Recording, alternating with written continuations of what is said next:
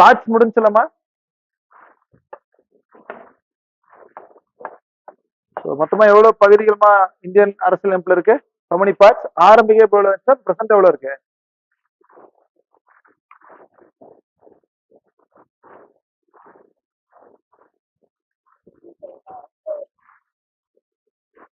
Very good. Starting வந்து 22 பகுதி இருக்கு, பிரசன்ட் எவ்வளவு இருக்கு? 25 பகுதி. குட். ஓகேமா. பகுதி 7 இந்தியா அரசியலமைப்புல இருக்கா இல்லையாமா?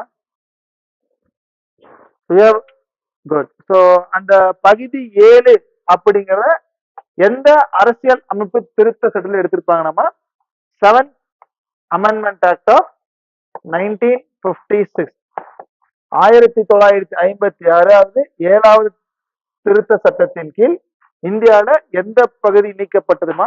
பகுதி 7 நீக்கப்பட்டது. அதே மாதிரி பகுதி 9 என்னமா சொல்லுது? தென் 9A என்னமா சொல்லுது? தென் 9B என்னமா சொல்லுது? பகுதி 9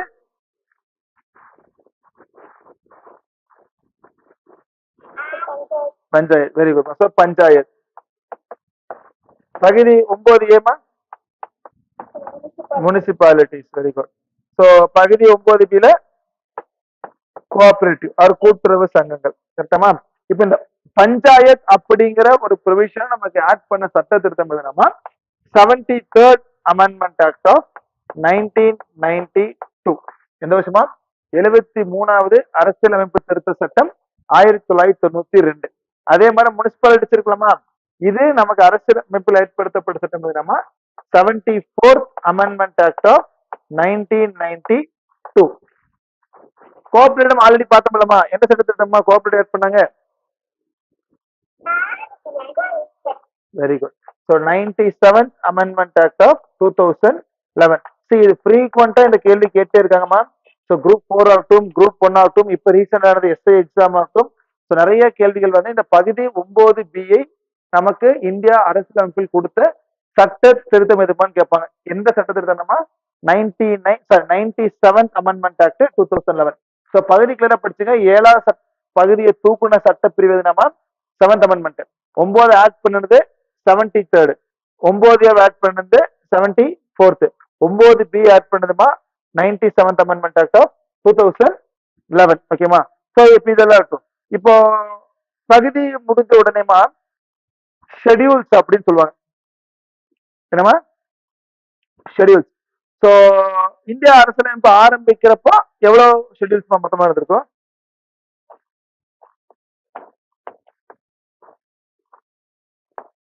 8 இருந்திருக்குமா? இப்ப தற்போது எவ்வளவு அட்டவணைமா இருக்கு? 12 ஷெட்யூல்ஸ் ஆர் தேர், ரைட்? ஓகேமா? சோ இந்த அட்டவணையை கொஞ்சம் கிளியரா எழுதிக்கீங்கம்மா. இப்ப பகுதி கீழே புட் ஷெட்யூல்ஸ் அண்ட் ரைட் ஒவ்வொரு ஷெட்யூல்ஸ்மா. Put first schedule. முதலாம் அட்டவணை என்ன சொல்கிறது அப்படின்னா, இந்தியா அரசு மற்றும் அதன் பகுதிகளின் பெயர்கள். இந்தியா அரசு மற்றும் அதன் பகுதிகளின் பெயர்கள். Name of states and union territories. ஓகேமா? சோ மாநிலத்துடைய பெயர்கள் மற்றும் யூனியன் பிரதேசனுடைய பெயர்கள் மற்றும் அதோடைய பரப்பளவு territories. So name of states and union டெரிட்டரிஸ்மா, தென் அதோடைய டெரிட்டோரியல் ஜூரிஸ்டிக்ஷன். ஓகேவா? ஃபார் எக்ஸாம்பிள் 28 மாநிலம் தற்போது இருக்காமா, அதே மாதிரி 8 யூனியன் பிரதேசம் இருக்காமா.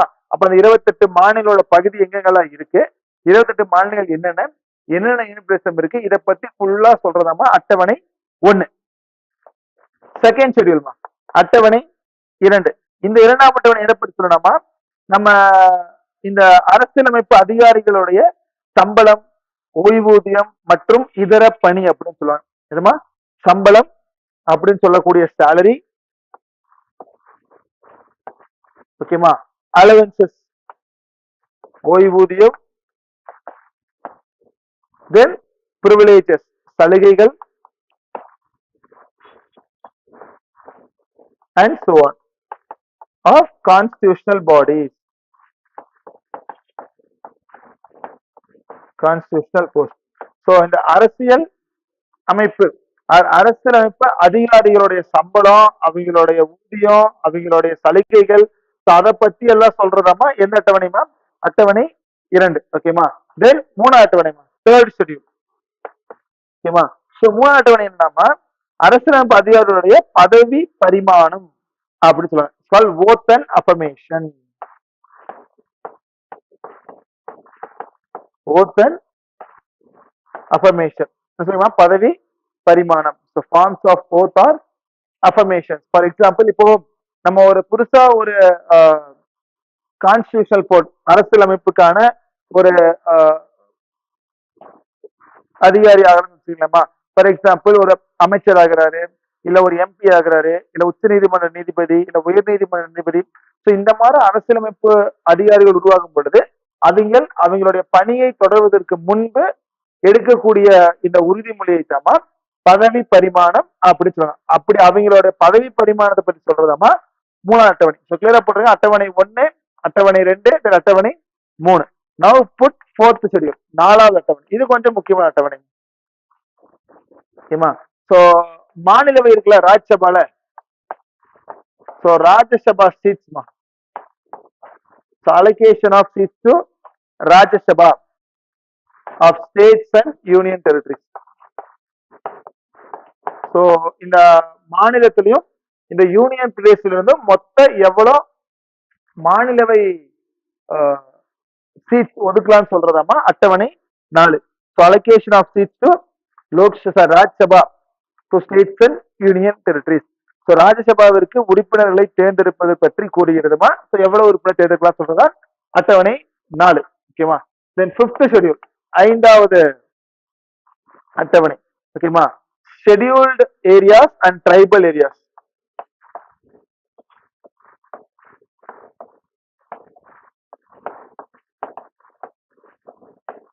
ஸோ இந்த பகுதியோட நிர்வாகத்தை பத்தி சொல்றதாமா அட்டவணை 5. ஓகேமா. அதாவது எஸ்சி எஸ்டி பகுதிகளில் நிர்வாகம் பற்றி கூறுகிறது. பட்டியலிடப்பட்ட பகுதிகள், தென் மலைவாழ் மக்கள் சொன்னாங்களா அந்த scheduled areas and scheduled tribes. So SAD அந்த பகுதிகளுடைய நிர்வாகத்தை பத்தி சொல்றதாமா எந்த அட்டவணைமா? 5வது அட்டவணை. தென் 6th ஷெட்யூல், இதுவும் ஃப்ரீக்வெண்டா கேள்வி கேட்கக்கூடிய ஒரு அட்டவணை தாமா.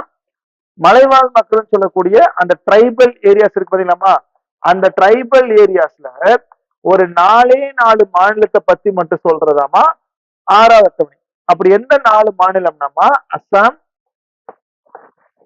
Meghalaya,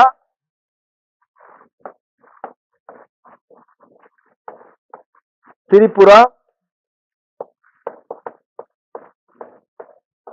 and Mizoram. Assam, Meghalaya, Tripura and Mizoram. So அப்ப 6வது அட்டவணை பத்தி சொல்லுமா. ஸோ இந்த 4 பத்தி சொல்றதாமா 6வது அட்டவணை சொல்லுவாங்க. தென் 7வது அட்டவணை, 7th ஷெட்யூல். ஸோ 7வது அட்டவணை எதை பத்தி சொல்லணும்னா அதிகார பிரிவுகள் அப்படின்னு சொல்லுவாங்கம்மா. அதிகார பிரிவுகள், it is called division of powers. அதிகார பிரிவுகள், டிவிஷன் ஆஃப் பவர்ஸ். எப்படி பிரிச்சிருப்பாங்கன்னா யூனியன் லிஸ்ட், மாநில பட்டியல், தென் ஸ்டேட் லிஸ்ட், மத்திய பட்டியல், தென் கன்கரண்ட் லிஸ்ட், பொதுப்பட்டியல். என்ன பட்டியல்மா? பொதுப்பட்டியல். ஸோ எப்படி பிரிச்சிருக்காங்கம்மா? ஸோ மத்திய பட்டியல்னா யூனியன் லிஸ்ட், மாநில பட்டியல், தென் கடைசி நம்ம பொதுப்பட்டியல் பிடிச்சுவாங்க. இது எப்படி பிரிச்சிருப்பாங்கன்னா ஒரிஜினலா எவ்வளவு இருக்கு, இப்ப பிரசன்டா எவ்வளவு பிடிச்சிருப்பாங்க. ஃபார் எக்ஸாம்பிள் 98 பிரசன்டா இருக்கு, 59 பிரசன்டா இருக்கு,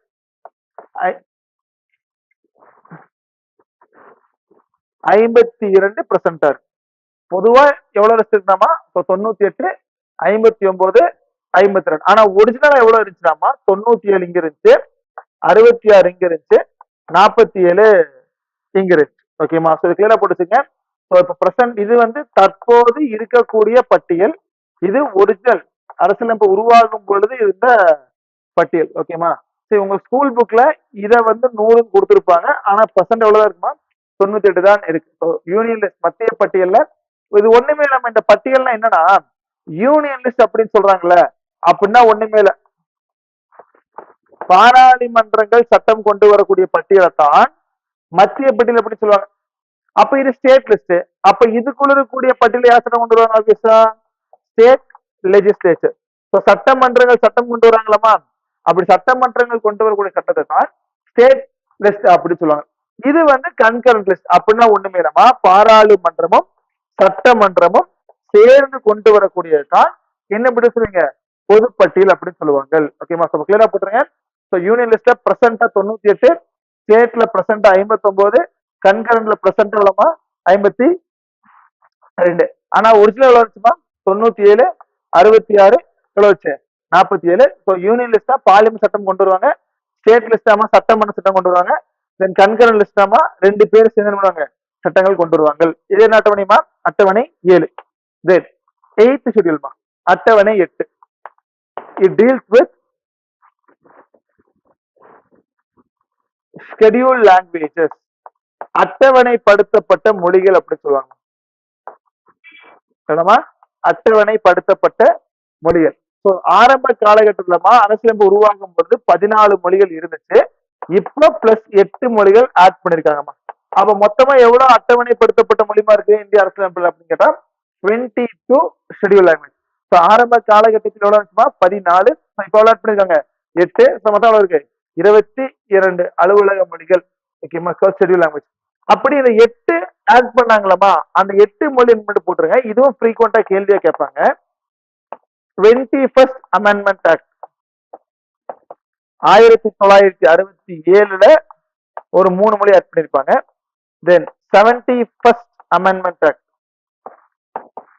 1992, இதுல ஒரு 4 மொழி ஆட் பண்ணிருப்பாங்கம்மா. தென் ஃபைனலி 92nd சட்ட திருத்தம் 2003, இதுல ஒரு 4 மொழிமா.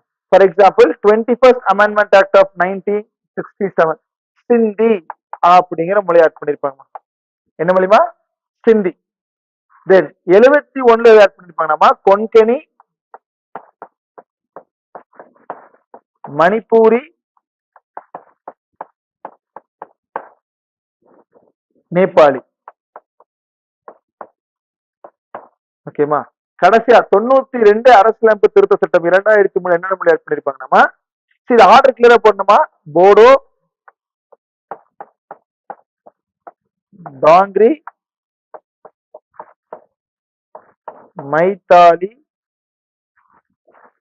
மைத்திலி அண்ட் சாந்தாலி.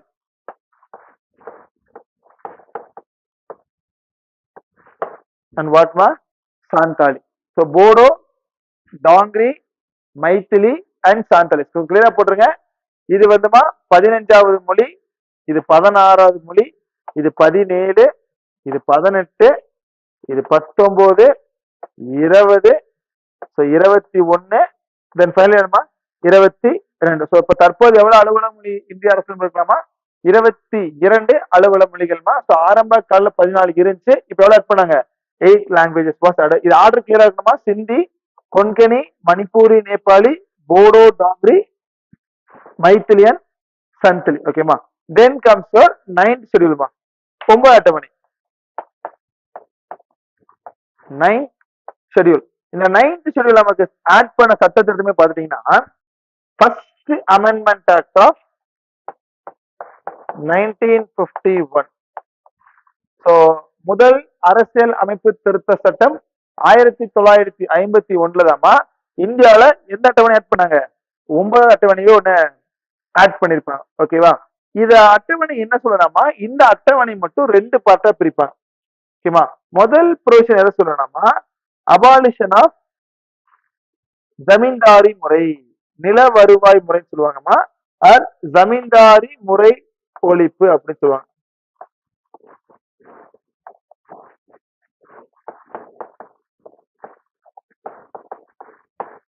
ஜமீன்தாரி முறை ஒழிப்பு or zamindari abolition system first part. Second part என்ன சொல்லுவாங்கன்னா, ஓகேவா, இப்போ சில சட்ட திருத்தங்களை தூக்கி நம்ம ஏதாவது அட்டவணைக்குள்ள போட்டால் அந்த சட்டங்களை வந்து உச்ச நீதிமன்றமோ உயர் நீதிமன்றமோ கேள்வி கேட்க முடியாது.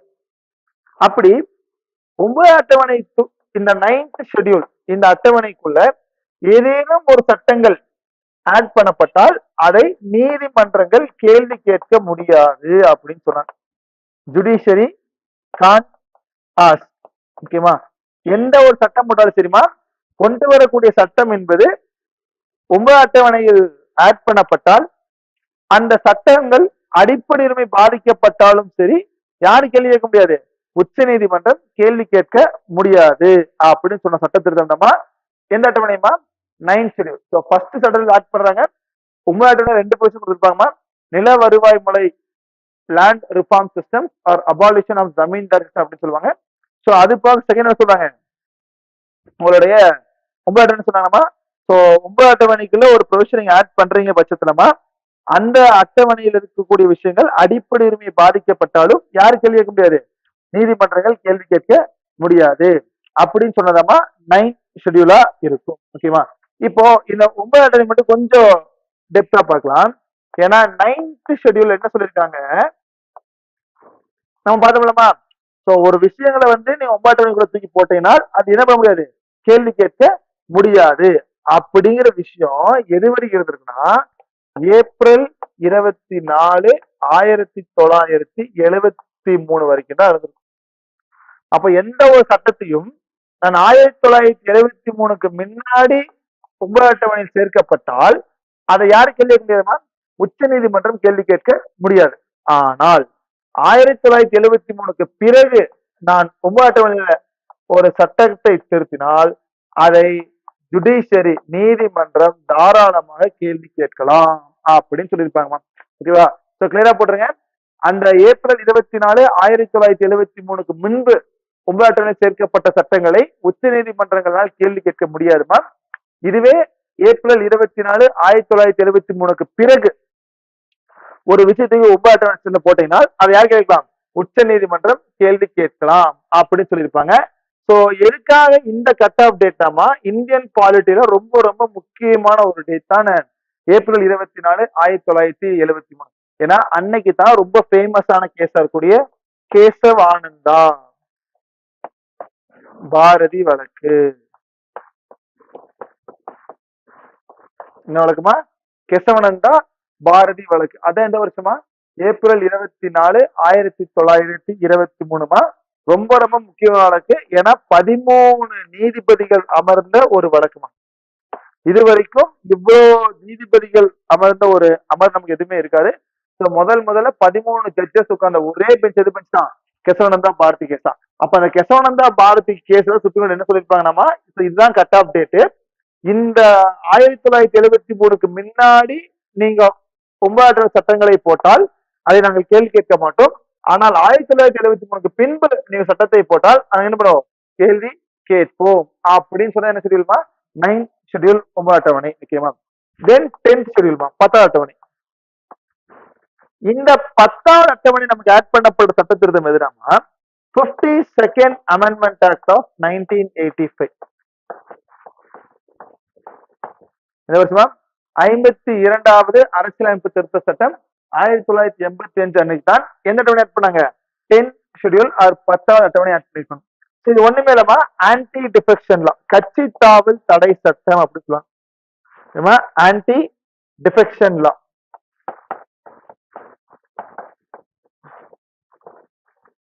கட்சி தாவல் தடை சட்டம். ஓகேமா? ஒரு பாராளுமன்ற உறுப்பினர் இல்ல எம்எல்ஏ சட்டமன்ற உறுப்பினர்கள் வந்து ஒரு கட்சியில இருந்து இன்னொரு கட்சிக்கு மாறினாலோ இல்ல ஒரு கட்சிக்கு எதிராக வந்து வேலை செஞ்சாலோ அந்த கட்சியை விட்டு தூக்குவாங்களமா. அப்படி கட்சியை விட்டு தூக்கக்கூடிய முறை தான் என்ன சொல்லுவாங்க, ஆன்டி டிஃபெக்ஷன் லா ஆர் கட்சி தாவல் தடை சட்டம். ஸோ கிளியரா போட்டுருங்க. ஸோ 52nd அமெண்ட்மெண்ட் ஆக்ட் 1985மா. ஸோ நம்ம என்ன சொல்றோம், ஆன்டி டிஃபெக்ஷன் லா, கட்சி தாவல் தடை சட்டம். ஓகேவா? ஸோ எம்பி வேணுமா, next what, MLA. Okay. Then 11th schedule 11வது அட்டவணை. இது ரொம்ப சிம்பிள்மா. 11வது அட்டவணை ஒண்ணுமே இல்லமா, உங்களுடைய 73வது அரசியல் அமைப்பு திருத்த சட்டத்தில் இல்லாம இதை ஆட் பண்ணிருப்பாங்க. சோ பஞ்சாயத்து இருக்கலாமா, நம்ம பார்த்தோம்ல பகுதியில அந்த பஞ்சாயத் அப்படிங்கிற பகுதியை சொல்றதுதான் 11th ஷெட்யூல். ஸோ எந்த அட்டவணைமா, எந்த சட்ட திருத்தமா, 73வது அரசியலமைப்பு திருத்த சட்டம் 1992 அதுல ஆட் பண்ணப்பட்டதாமா என்ன சொல்லுவாங்க நமக்கு, பஞ்சாயத் அப்படின்னு சொல்லுவாங்க. இதுல எவ்வளவு சப்ஜெக்ட் மொத்தமா இருக்காமா, எவ்வளவு விஷயங்கள் இருக்காமா, இட் கண்டெய்ன்ஸ் 29 மேட்டர்ஸ்.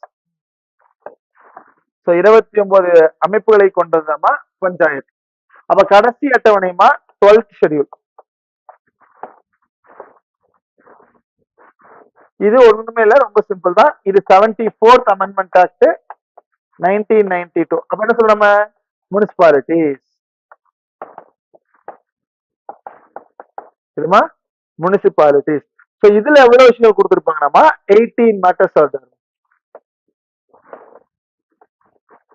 எவ்வளவு இருக்கு, 18 மேட்டர்ஸ் ஆர் தேர். ஸோ கிளியரா போட்டுருங்க. பகுதி 11 வேறமா, பகுதி 12 வேற. ஸோ பகுதி 11 சரி, அட்டவணை 11, அட்டவணை 12. ஸோ அட்டவணை 11 என்ன சொல்லுதுமா, 73 அரசியலமைப்பு திருத்த சட்டம் 1992. ஸோ அட்டவணை 12 என்னமா சொல்லுது, 74வது அரசியலமைப்பு திருத்த சட்டம் 1992. ஸோ உங்களுடைய 73வது அரசியலமைப்பு திருத்த சட்டத்தை பொறுத்த வரைக்கும் 29 விஷயங்கள் இருக்குமா, 29 மேட்டர்ஸ். அதே மாதிரி உங்களுடைய 74வது 74th அமெண்ட்மெண்ட் ஆக்ட் பொறுத்த வரைக்கும் எவ்வளவு வச்சிருக்குமா, 18 மேட்டர்ஸ் வருது. ஸோ இதுதான் உங்களுடைய அட்டவணை ஃபுல்லாவே வருமா. ஸோ அப்ப எவ்வளவு அட்டவணை இருக்குமா, 12 ஷெட்யூல்ஸ் வருது. ஸோ கிளியரா படிச்சு. ஸோ அதுக்கப்புறம் ரொம்ப முக்கியமான என்னமா, அடுத்து ரொம்ப முக்கியமான கான்செப்ட் தான் புட் பாரோட் கான்ஸ்டிடியூஷன் அப்படின்னு சொல்லுவாங்க. ஏன்னா பாரோட் எதுக்காக சொல்றாங்கன்னா, நம்ம ஃபார் எக்ஸாம்பிள் எவ்வளவு கண்ட்ரிஸ் இருந்து நம்ம அரசியலமைப்பு கடன் வாங்கணும்னு படிச்சோம். கிட்டத்தட்ட 60 கண்ட்ரிஸுக்கும் மேலதான் இந்தியாவில் என்ன பண்ணாங்க, அரசியலமைப்பை கடன் வாங்கியிருப்பாங்க. அப்ப நம்ம 60 கண்ட்ரிஸையும் படிக்க முடியாதுமா, எந்தெந்த ப்ரொவிஷன்ல யார்கிட்ட என்னென்ன கடன் வாங்கினாங்க அதை மட்டும் படிச்சுக்கலாம். அப்ப இது பாக்ஸ் மாதிரி பிரிச்சிருங்க. ஃபர்ஸ்ட் புட் சோர்சஸ், எந்தெந்த நாடுகள் அப்படின்னு சொல்லி போடுங்க. தென் அதுல first put government of India act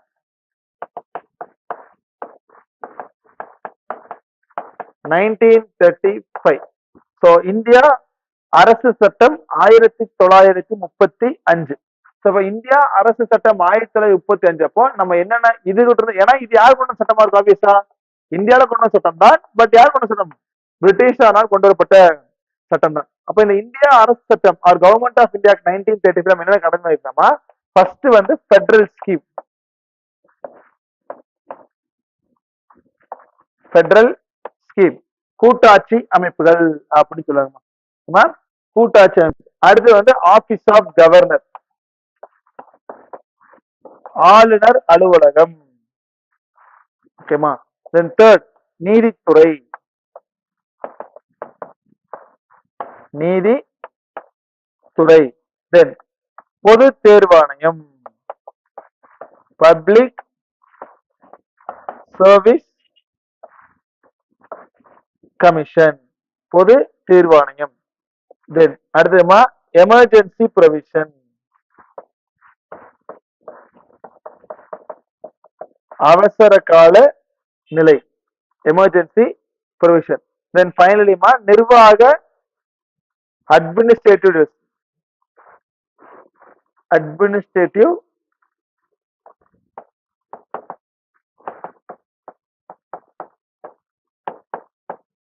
details. So நிர்வாக தகவல்கள். ஸோ இது எல்லாமே நம்ம யாரு கடன் வாங்குறோமா, இந்திய அரசு சட்டம் 1935.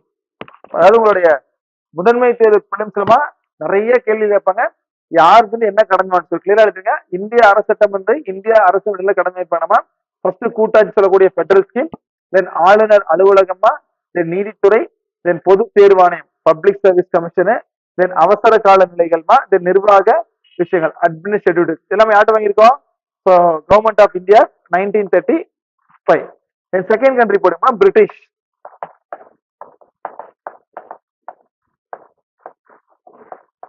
ஸோ பிரிட்டிஷ் அரசியல் அமைப்பிடம் என்ன கடன் வாங்கி போட்டுருங்க. ஃபர்ஸ்ட் வந்து பாராளுமன்ற அரசாங்கம். சொல்லுங்கம்மா. இது இந்தியாவிலே கொண்டு வந்ததுதாம்மா.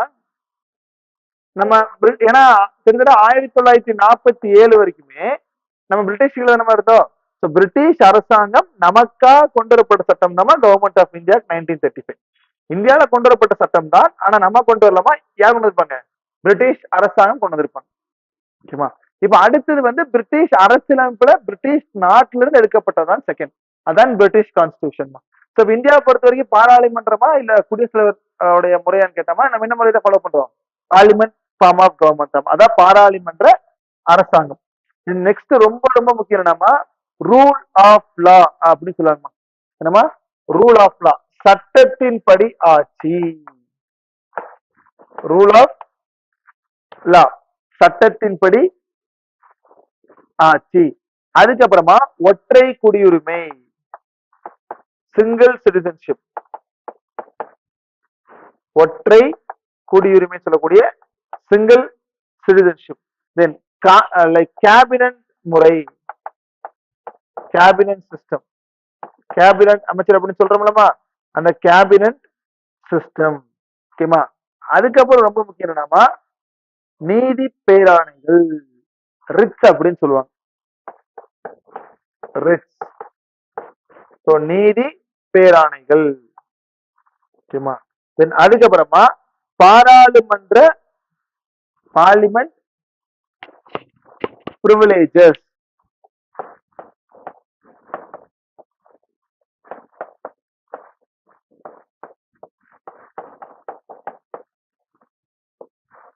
பாராளுமன்ற சலுகைகள் அப்படி சொல்லுவாங்கம்மா, பார்லிமெண்ட் பிரிவிலேஜஸ். தென் கடைசியாமா இரு அவை, பை கேமரலிசம். மக்களவை மாநில இரண்டவை இருக்கலாமா, அந்த மாதிரி bicameralism. Bicameralism. So பாராளுமன்றம் அரசாங்கம் பண்ணுமா, சட்டத்தின் படியாட்சி, ஒற்றை குடியாட்சி, ஒற்றை குடியுரிமை சிங்கிள் சிட்டிசன்ஷிப், தென் கேபினட் சிஸ்டமா இருக்கும், ஆர் நீதி பேராணையா இருக்குமா, தென் பாராளுமன்ற சலுகைகளா இருக்கும், தென் ஃபைனலி பார்த்தோமா இரு அவை சொல்லக்கூடிய பை கேமரலிசம். ஸோ இதெல்லாம் நம்ம யாருக்கு கடமை இருக்குமா? British constitution. ஓகேமா? தென் மூணாவது போடுமா யூஎஸ் கான்ஸ்டியூஷன். அமெரிக்காவோட அரசியல் அமைப்பு நம்ம என்னடா கடங்கன்னு சொல்லி போடுங்க. ஓகேமா? US constitution. ஃபர்ஸ்ட் என்னன்னா எஃப்ஆர் அப்படின்னா ஃபண்டமெண்டல் ரைட், அடிப்படை உரிமைகள். அடிப்படை உரிமைகள், ஃபண்டமெண்டல் ரைட். ஓகேமா? தென் அதுக்கு அடுத்ததுமா இண்டிபெண்டன்ஸ் ஆஃப் ஜுடிஷியரி, சுதந்திரமான நீதித்துறை.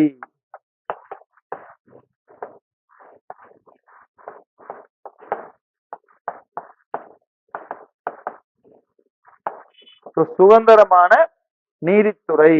ஓகேமா? Then third judicial review,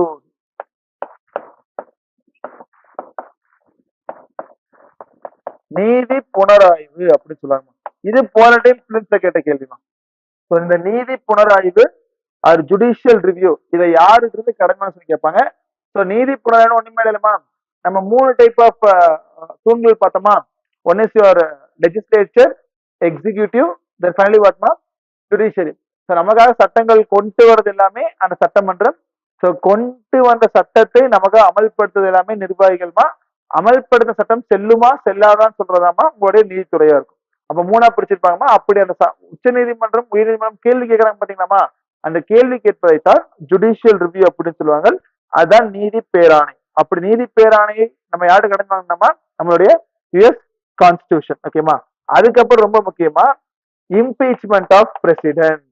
so குடியரசுத் தலைவரின் பதவி நீக்கும் முறை.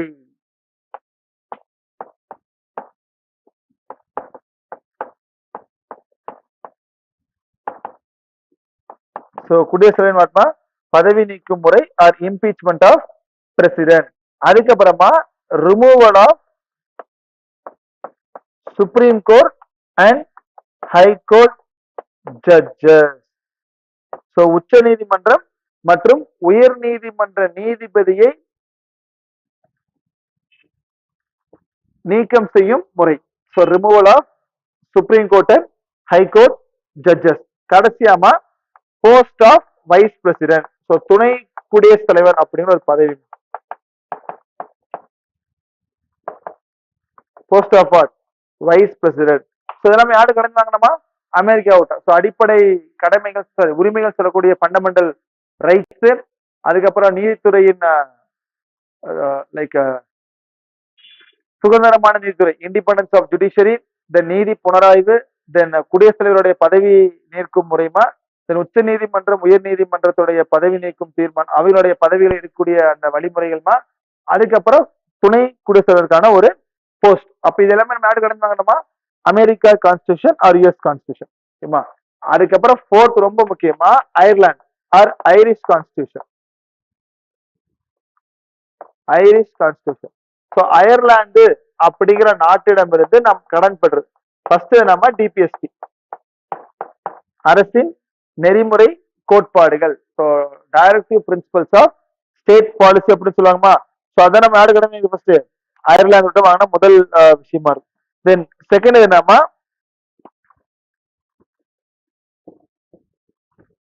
Nomination of members to Rajya Sabha.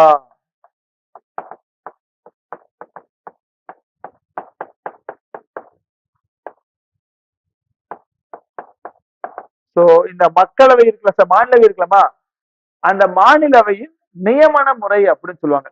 ஏன்னா இன்னைக்கும் ராஜ்யசபால 12 நபரமா பிரசிடென்ட் இருக்கிற குடியரசுத் தலைவர் அவரு நியமனம் செய்வார் அப்படின்னு சொல்லுவாங்க. அப்படி nomination of members to Rajya Sabha நம்ம யார்கிட்ட கடன் வாங்கியிருப்போம்? யார்கிட்டமா? ஐரிஷ் கான்ஸ்டியூஷன் தான், அயர்லாந்து அப்படிங்கிற அரசியலமைப்பு தான் கடன் வாங்கிப்போம். ஸோ கிளியரா போட்டுருங்க. ஸோ அயர்லாந்து அப்படிங்கிற நாட்டிடம் இருந்தால் நம்ம எதை கடன் வாங்கினோமா?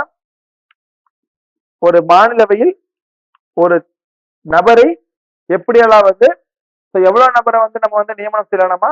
12 members we can nominate to what? Rajya Sabha. Then அடுத்து மூணாவது கடைசி என்ன வாங்கிருப்பாங்கன்னா method of election of president. இந்தியால ஒரு குடியரசுத் தலைவருடைய தேர்தல் தேர்ந்தெடுக்கும் முறை, குடியரசுத் தலைவர் தேர்தலுக்கான நடைமுறைகள், குடியரசுத் தலைவரின் தேர்தலுக்கான நடைமுறைகள், method of election of president. So இது எல்லாம் நம்ம யாரு கடன் வாங்குறோமா? அயர்லாந்து. அரசின் நெறிமுறை கோட்பாடு சொல்லக்கூடிய டிபிஎஸ்பி ஆகட்டும், nomination of members to Rajya Sabha. So ராஜ்யசபாவுக்கு நம்ம மெம்பர்ஸ் நியமனம் செய்யறோமா, அந்த நியமனம் பண்ணக்கூடிய முறைகளா இருக்குமா, தென் பிரசிடென்டோடைய தேர்தல் முறையா இருக்கும். இதுல நம்ம யாரு கடன் வாங்குறோம்? Irish constitution. தென் அடுத்த 5வது கண்ட்ரி நம்ம Canada, Canada constitution. So Canada அரசியல் அமைப்பிடமிருந்து நம்ம எதெல்லாம் கடன் வாங்கணும்னா, first federation with strong centre, கூட்டாட்சி முறை அரசாங்கம் அப்படின்னு சொல்லுவாங்க. Federation with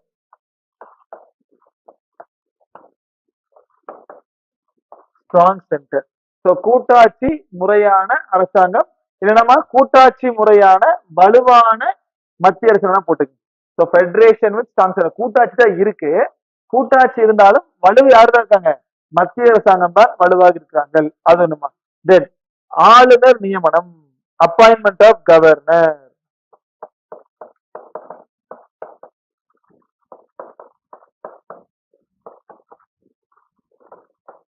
governor by centre.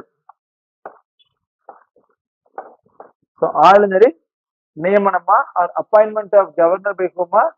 Centre. ஓகேவா?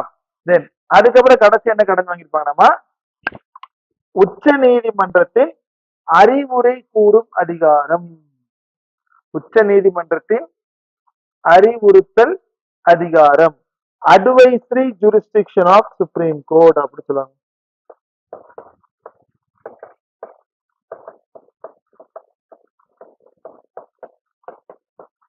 Advisory jurisdiction of supreme court.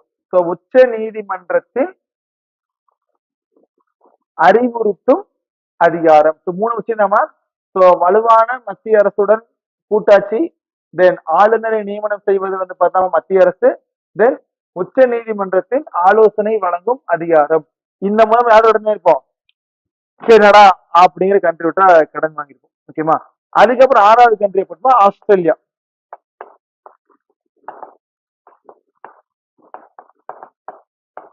இதுமா ஆஸ்திரேலியன் கான்ஸ்டியூஷன். இதுல என்ன கடமை நம்ம ஃபர்ஸ்ட் பொதுப்பட்டியல் கன்கரண்ட் லிஸ்ட். சோ பொதுப்பட்டியல யாருமா சட்டங்கள் கொண்டு வரலாம்?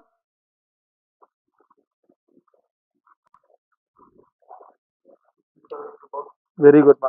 சோ மத்திய அரசாங்கம் சட்டம் கொண்டு வரலாம், மாநில அரசாங்கம் சட்டம் கொண்டு வரலாம். அப்படின்னா பொதுப்பட்டியல யாரும் என்ன நம்ம கடமை இருக்கோம்? ஆஸ்திரேலியா. அதுக்கப்புறமா உங்களோட பார்ட் 13 பகுதி 13 என்னமா சொல்லுது? நம்ம நிலைமையில பார்ட் 13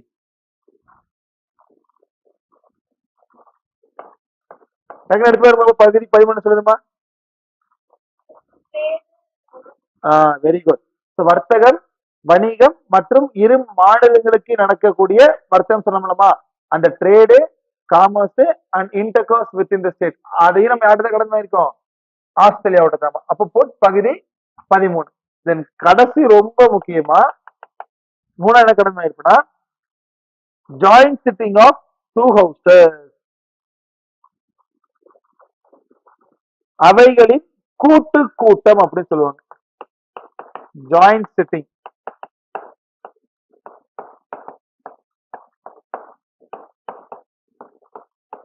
அவைகளின் கூட்டு கூட்டம். ஜாயிண்ட் சொல்லணுமா? கூட்டு கூட்டம். Joint sitting of two houses. இந்த மூணு தான் அமெரிக்கா ஆஸ்திரேலியா வாங்கியிருப்போம். புதுப்பட்டியல வணிகம், வர்த்தகம் மற்றும் இரு மாநில இருக்கக்கூடிய வணிகத்தை பற்றி சொல்லியிருப்பாங்க.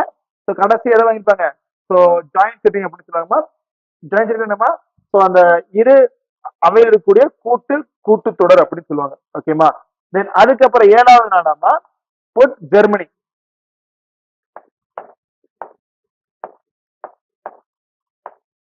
ஜெர்மனி அப்படிங்கிற அரசு நம்ம என்ன கடமை இருக்கணுமா? நெருக்கடி காலகட்டத்தில்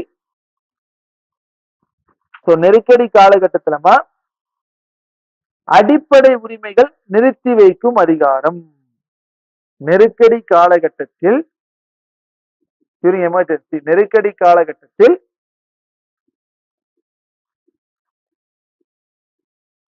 அடிப்படை உரிமைகளை நிறுத்தி வைக்கும் அதிகாரம். Suspension of fundamental rights during emergency. During emergency. ஓகேவா? அதாவது இந்த நெருக்கடி காலகட்டத்திலமா இந்த அடிப்படை உரிமைகளை நிறுத்தி வைக்கும் அதிகாரம் நம்ம என்ன சொல்லுவாங்க? ஜெர்மனி அப்படிங்கிற அரசியல் அமைப்பு வாங்கியிருப்பாங்க. ஓகேமா. அதுக்கப்புறம் புட்மா ரஷ்யா 8வது. யுஎஸ்எஸ்ஆர் அப்படின்னு சொல்லுவாங்க அந்த காலகட்டத்துல. இப்ப நம்ம என்ன சொல்லுவோம்? ரஷ்யா. இவங்க நம்ம என்ன கடமை வாங்கிருந்தோமா? ஃபர்ஸ்ட் பார்த்தா ஃபண்டமெண்டல் டியூட்டிஸ், அடிப்படை கடமைகள். அடிப்படை உரிமை ஆட்டுமா வாங்கணும்? Fundamental rights.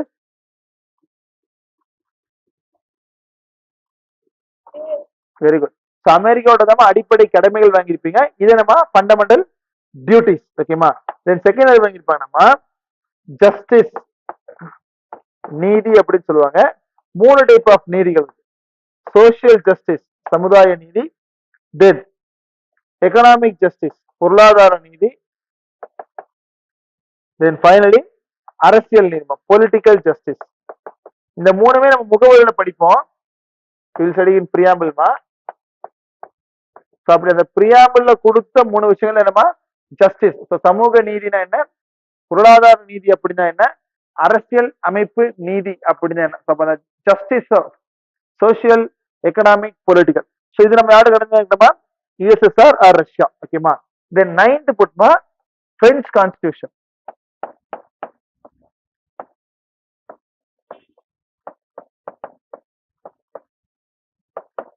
French constitution. இவங்க நம்ம ஃபர்ஸ்ட் ரிபப்ளிக், குடியரசு அப்படின்னு அர்த்தம். அண்ட் ஐடியல்ஸ் ஆஃப் லிபர்ட்டி, தனிப்பட்ட சுதந்திரம், ஈக்குவாலிட்டி, சமத்துவம். தென் ஃப்ரெட்டர்னிட்டி, சகோதரத்துவம்.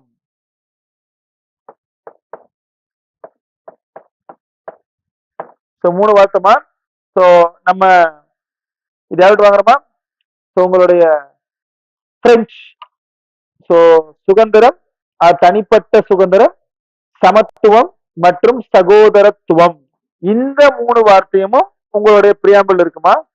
இந்த 3 வேர்ட் லிபர்ட்டி, ஈக்குவாலிட்டி, ஃபெட்டர்னிட்டி இருக்கலாமா? இது எதுல இருக்கும்? பிரியாம்பிள் இருக்கும். முகவரி பிரியாம்பிள் பண்ணலாமா? அந்த முகவரியில இருக்கு. ஓகேவா? இப்ப கிளியரா போட்டுருங்க. ஸோ ஜஸ்டிஸ் சொல்லக்கூடிய சோசியல், எக்கனாமிக், பொலிட்டிக்கல் ஜஸ்டிஸ் மூணுமே யூஎஸ்எஸ்ஆர்மா. தென் சகோதரத்துவம், தென் சகோதரத்துவம், சமத்துவம், தென் தனிப்பட்ட சுதந்திரம். இந்த 3 யாருனாமா பிரெஞ்சு அரசியல் அமைப்பிடம் வந்து வாங்கியிருப்போம். ஓகேமா? அதுக்கப்புறம் போடுமா 10வது உங்களுடைய சவுத் ஆப்பிரிக்கன் கான்ஸ்டிடியூஷன், தென்னாப்பிரிக்காவோட அரசியல் அமைப்பு.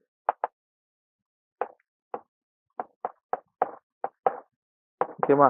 இது ரொம்ப ஈஸி. சவுத் ஆப்பிரிக்கால procedure for amendment of constitution.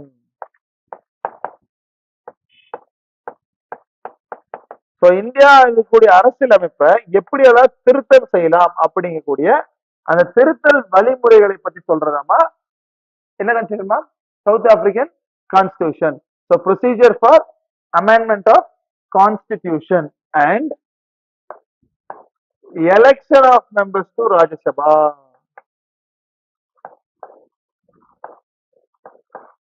Nomination of members to Rajya Sabha நடந்தாங்கன்னா நியமனம் பண்ணலாம் சொல்ல ஒரு 12 பேர்த்த வந்து நியமனம் பண்ணலாம் சொன்னாங்களா? அந்த நியமனம் பண்ண கூட்டம் யாரு கடந்தாங்கன்னா வெரி குட்மா. இது என்னமா? எலெக்ஷன். மாநிலவை மாநிலவை உறுப்பினர்களை தேர்ந்தெடுக்கும் முறை சொல்லி கேட்டாமா சவுத் ஆப்பிரிக்கா போயிருங்க. அதுவே ராஜ்யசபாவுடைய நாமினேஷன் அப்படின்னு சொல்லி கேட்டாமா கோவிட் அயர்லாந்து. ஓகேமா? ஓகேமா? இதாமா இது சவுத் ஆப்பிரிக்கா 2 தான்.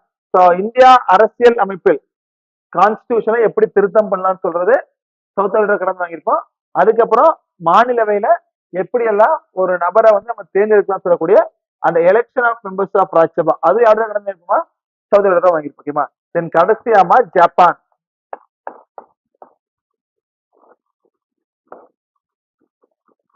ஜப்பான் அரசியலமைப்பு இது ஒண்ணே ஒண்ணுதாமா, ப்ரொசீஜர் எஸ்டாப்ளிஷ்டு பை லா அப்படின்னு சொல்லுவாங்க. நம்ம ஜப்பான்ன்றது procedure established by law. Tamil சொல்லணுமா அரசியல் அமைப்பின்படி உருவாக்கப்படும் சட்டம். அரசியல் அமைப்பின்படி உருவாக்கப்படும் சட்டம்.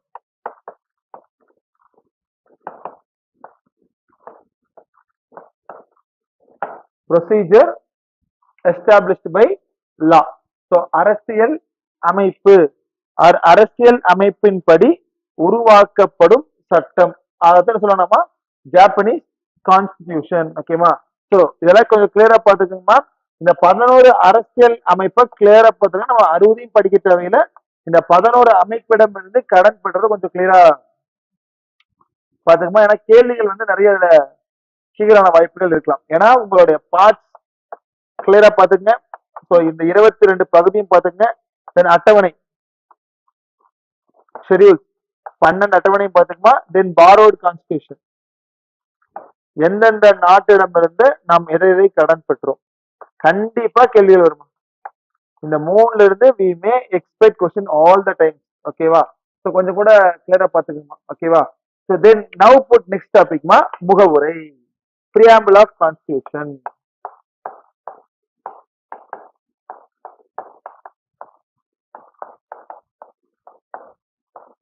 என்னமா முகவுரை or preamble of constitution. Okay ma'am. இப்போ இந்த முகவுரை அப்படின்னு சொல்றது என்னன்னா சிம்பிளா சொல்ல போனா நம்ம ஒரு தீர்மானம் ஒண்ணு பார்த்து தெரியுமா?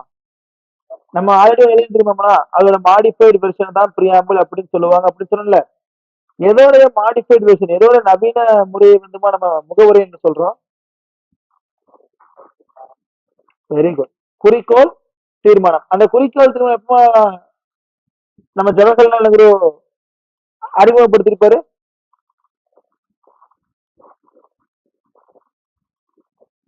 நம்ம எழுதிருப்பல.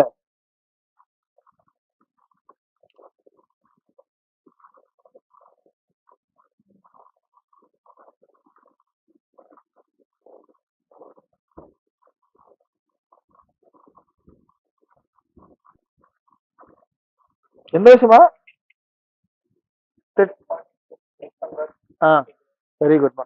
ஸோ டிசம்பர் 13 1940 பாஸ் பண்ணிருப்பார்லமா, அப்படி அவர் பாஸ் பண்ண அந்த டிசம்பர் 13 1946 சொல்லக்கூடிய அந்த குறிக்கோள் தீர்மானம் அப்ஜெக்டிவ் ரெசல்யூஷனை எப்பமா ஒரு மணி அக்செப்ட் பண்ணிருப்பாங்க?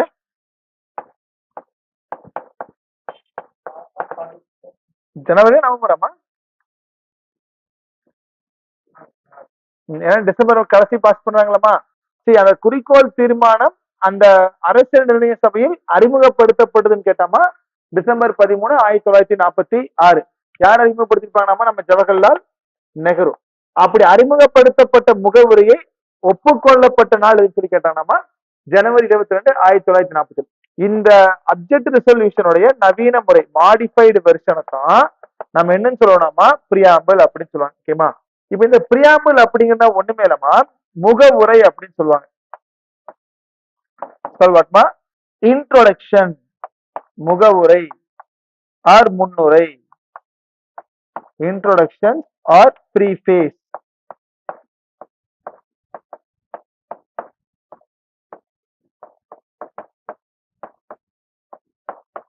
முகவுரை ஆர் முன்னுரை. ஓகேமா? இப்போ நம்ம இந்த எஸ்ஏ எல்லாம் எழுதுறப்பமா இந்த இன்ட்ரோடக்ஷன் அப்படி சொல்ல போது எழுதுமா, இந்த சினாப்சிஸ் அப்படின்னு போட்டு இன்ட்ரோடக்ஷனு, அந்த பாடி, கன்க்ளூஷன் அப்படி சொல்லணும்னா அப்ப இன்ட்ரெஸ்ட் என்ன இருக்கும்? நம்ம அந்த கட்டுரையை பத்தி என்ன சொல்ல போறோம் அப்படின்னு சொல்றத நம்ம முகவுரைன்னு சொல்லுவாங்க. அதே நம்ம பிரியாம்பிள். இந்தியா அரசியலமைப்புனா என்ன, அது என்ன சொல்ல வருது அப்படின்னு கூடிய அந்த முன்னுரையை கொடுப்பதைத்தான் நம்ம என்ன சொல்லுவோம்? பிரியாம்பிள் அப்படின்னு சொல்லுவாங்க. அதனாலதான் இந்த பிரியாம்பிள ஒரு ஃபேமஸான ஒரு ஜட்ஜ் இருப்பாருமா, யாருன்னா N.A. பால்கிவாலா. N.A. பால்கிவாலா அவர் என்ன சொல்லியிருப்பாருன்னா, இந்த முகவரி இருக்கலாமா, இதைத்தான் இந்தியா அரசியல் அமைப்பின் அடையாள அட்டை அப்படின்னு சொல்லியிருப்பாருமா. Okay, identity card of Indian constitution அப்படின்னு சொல்லியிருப்பாரு. ஐடி கார்டு, நம்ம ஐடி கார்டுல போற பத்திலாமா அடையாள அட்டை.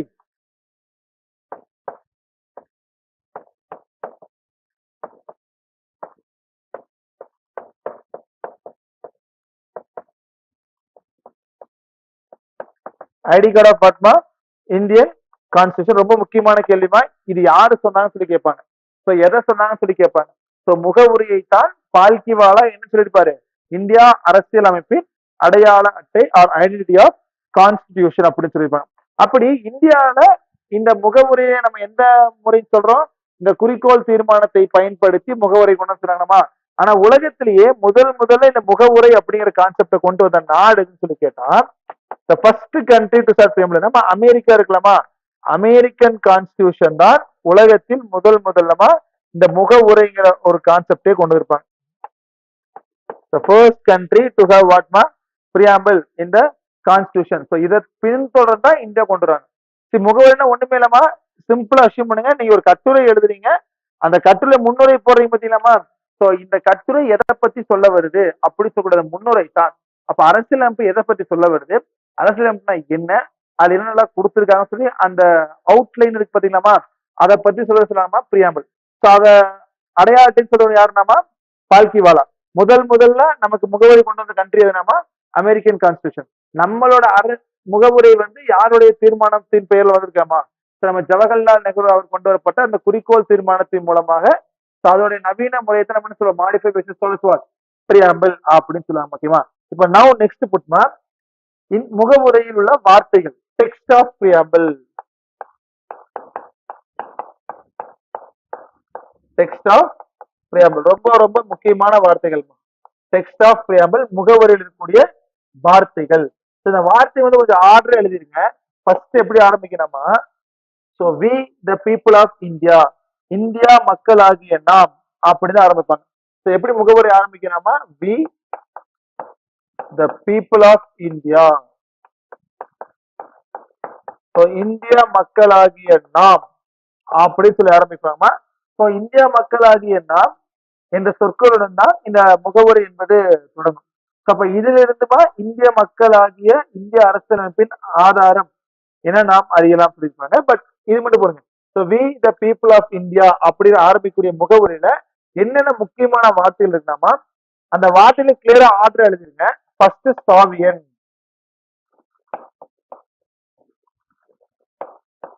சாவியன்னாமா இறையாண்மை அப்படின்னு சொல்லுவாங்க. என்னமா இறையாண்மை. சாவியன்னா ஒண்ணுமே இல்லவா, இறையாண்மைனா இப்போ இந்தியா அப்படிங்கிற ஒரு நாடு வேற எந்த நாட்டையும் கைப்பற்றி அந்த நாட்டை வந்து நம்ம ஆட்சி பண்ணல. அதே மாதிரி இந்தியா அப்படிங்கிற நாடும் வேற எந்த நாட்டுக்கு கீழே இல்லை.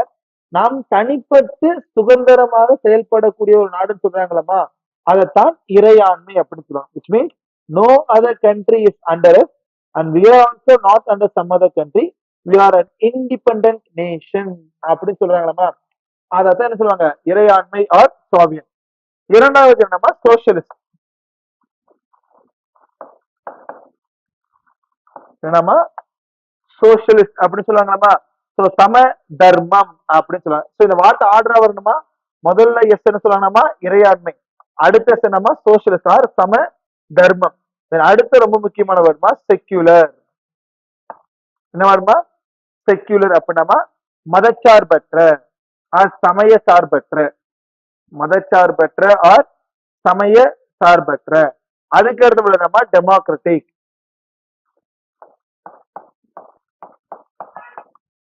என்ன வருது டெமோக்ராட்டிக் ஜனநாயக.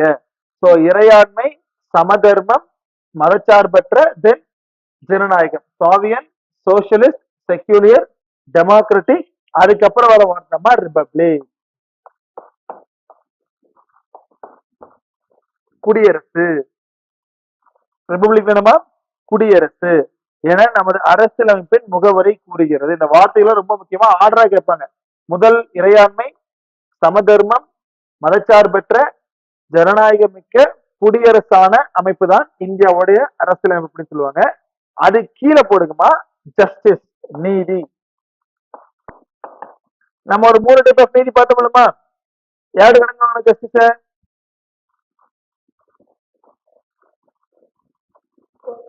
ரஷ்யா. Very good.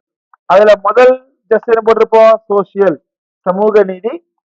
தென் அடுத்ததுமா எக்கனாமிக், பொருளாதார நீதி. தென் கடைசியா அரசியல் நீதி.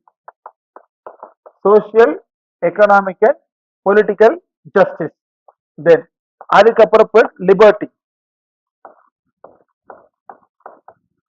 சுதந்திரம் அப்படி சொல்லணுமா. இந்த சுதந்திரம் யாரு கிடைக்கணும்,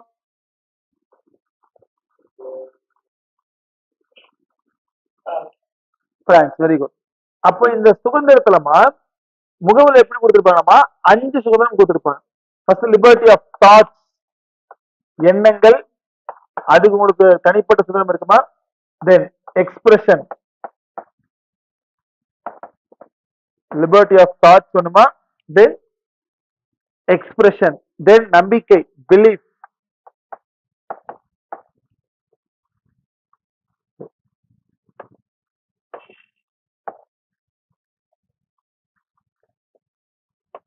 எதுமா பிலீஃப். தென் ஃபெய்த். தென் வொர்க்ஷிப், வணங்குதல்.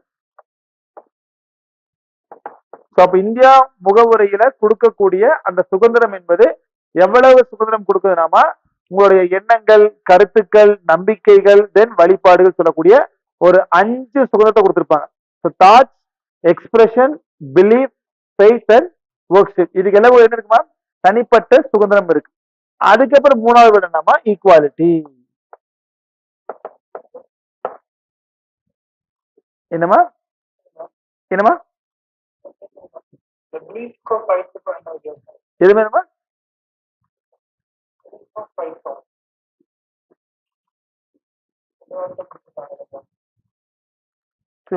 கேட்கலாமா கொஞ்சம் நம்ம சொல்றீங்களா.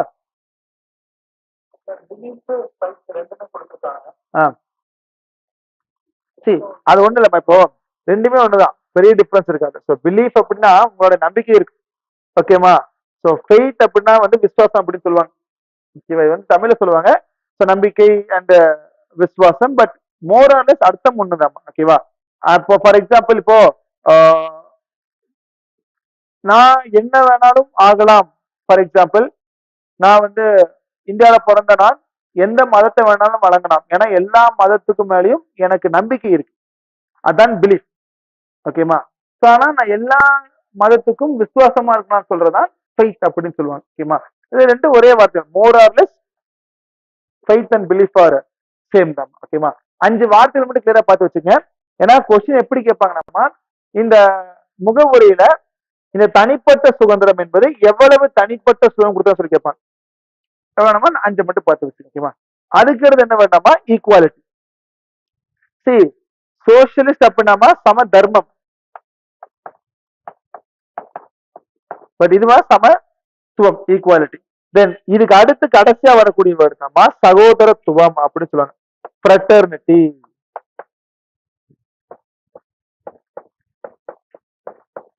எதுமா சகோதரத்துவம் ஆர் வாட்மா ஃப்ரெட்டர்னிட்டி அப்படின்னு சொல்லுவாங்க. ஸோ கிளியரா போட்டுருங்க. ஸோ என்னடாமா முதல்ல போட்டது எது,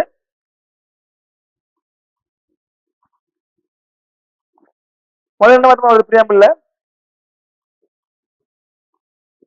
இந்திய மக்களாகிய நாம், ஏன் இதுதான் நம்மளோட பிரியாம்பிள் அப்படின்னா இந்திய அரசியலமைப்பு நம்ம பின்னாடி படிக்க போறோம்ல, இதுதான் நம்ம அவுட்லைனா இருக்கும். ஸோ இப்படித்தான் நம்மளோட அரசியலமைப்பு ஃபுல்லாவே எழுதியிருப்பாங்க. இந்த அடிப்படையில் தான் அரசியலமைப்பு எல்லாமே இருக்கும்.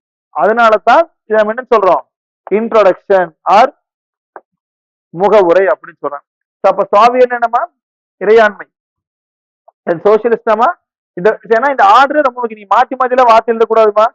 சாவியன் எழுதிட்டு அதுக்கப்புறம் செக்யூலர் சோசியலிஸ்ட் ஸ்விட்ச் the words, the order should be like this. So triple S D R அப்படிதான் இருக்கணும். Sovereign, socialist, secular, democratic, republic. அது முடிஞ்சுன்னு அடுத்த என்ன வருது வரணும், ஜஸ்டிஸ், லிபர்ட்டி, ஈக்குவாலிட்டி, அதுக்கப்புறம் என்ன வருது வரணுமா, ஃப்ரெட்டர்னிட்டி. ஸோ அந்த ஆர்டர் வந்து கிளியரா எழுதணும். ஓகேமா. ஸோ இந்த ஆர்டரை எழுதி முடிச்சதுக்கு அப்புறம் அதுக்கு கீழே எடுத்துருக்குமா. அதனாலதான் நம்ம எந்த நாள் வந்து அரசியல் நிர்ணய சபையில் நாம் இந்த அரசியல் அமைப்பை அக்செப்ட் பண்ண அப்படின்னா November 26, 1949 we accepted the constitution. அதனாலதான் இந்தியாலமா அரசியலமைப்பு நாள் கான்ஸ்டிடியூஷன் டே அப்படின்னு சொல்லுவோம். November 26 டே, கான்ஸ்டிடியூஷன் டே அப்படின்னு சொல்லுவாங்க. ஓகேமா. சோ கிளியரா போட்டுருங்க முகவரி. அதுக்கு பிறகு நம்ம இந்த பிரியாம்பிள் இருக்குல்ல, இதுல ஆரம்ப காலகட்டத்துல ஒரு 3 வார்த்தைகள் இருக்காதுமா, என்ன இருக்காது. அரசியலமைப்புல 1949 கொண்டு வரப்ப இந்த முகவுரையில் ஒரு 3 வார்த்தைகள் இருக்காது. நம்மளுடைய 42வது அரசியல் அமைப்பு திருத்த சட்டம் 42nd அமெண்ட்மெண்ட் ஆக்ட், அதுல ஒரு 3 வேர்ட்ஸ் ஆட் பண்ணிருப்பாங்க. எவ்வளவு வச்சுமா, 3 words was add in amendment 42nd amendment act of 1976. ஏன்னா ரொம்ப ரொம்ப முக்கியமான சட்ட திருத்தமா 42வது அரசியல் அமைப்பு திருத்த சட்டம் 1976. இது அழகா என்ன சொல்றாங்கன்னா மினி கான்ஸ்டிடியூஷன் அப்படின்னு சொல்லுவாங்க, சிறு அரசியல் அமைப்பு என்று கூட சொல்லுவாங்க. ஏன்னா எக்கச்சக்கமான திருத்தங்கள் இதை பண்ணிருப்பாங்க. lot of changes was made in this amendment. So that is why 42nd amendment act of 1976 is called as what constitution ma, mini constitution. So இந்த 42 சட்ட திருத்தத்துல முகவரியில ஒரு 3 வார்த்தை ஆட் பண்ணிருப்பாங்க. அப்படி ஆட் பண்ணப்பட்ட 3 வார்த்தைகள் என்னமா, சோசியலிஸ்ட்,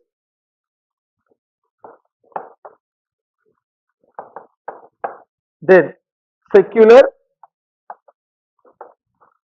then integrity, இறையாண்மை,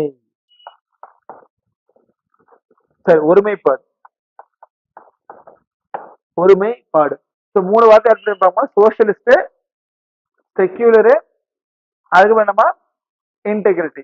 ஸோ சம தர்மம், தென் சமய சார்பற்ற ஆர் மதச்சார்பற்ற, தென் இன்டெகிரிட்டி சொல்லக்கூடிய ஒருமைப்பாடு. ஸோ இந்த 3 வார்த்தையும் இந்தியா முகவரியில் ஆரம்ப காலத்துல கிடையாதுமா. எப்ப ஆட் பண்ணிருப்பாங்க, 1977 ஆட் பண்ணிருப்பாங்க. ஸோ எந்த சட்ட திருத்தம்னாமா உங்களுடைய 42nd amendment act of 1976 add பண்ணிருப்பாங்க. ஓகேமா. இப்ப அதுக்கப்புறம் என்னன்னா இந்த முகமுறை இருக்கு பாத்தீங்களா, பிரியாம்பிள் என்னமா, இது எப்படி நம்ம இன்டெகிரிட்டி, நம்ம இந்த பெட்டர்னிட்டின்னு போட்டுக்க நம்ம சகோதரத்துவம், இந்த ஃப்ரெட்டர்னிட்டியில எப்படி அந்த வார்டை பிடிப்பாங்கன்னா, ஃப்ரெட்டர்னிட்டி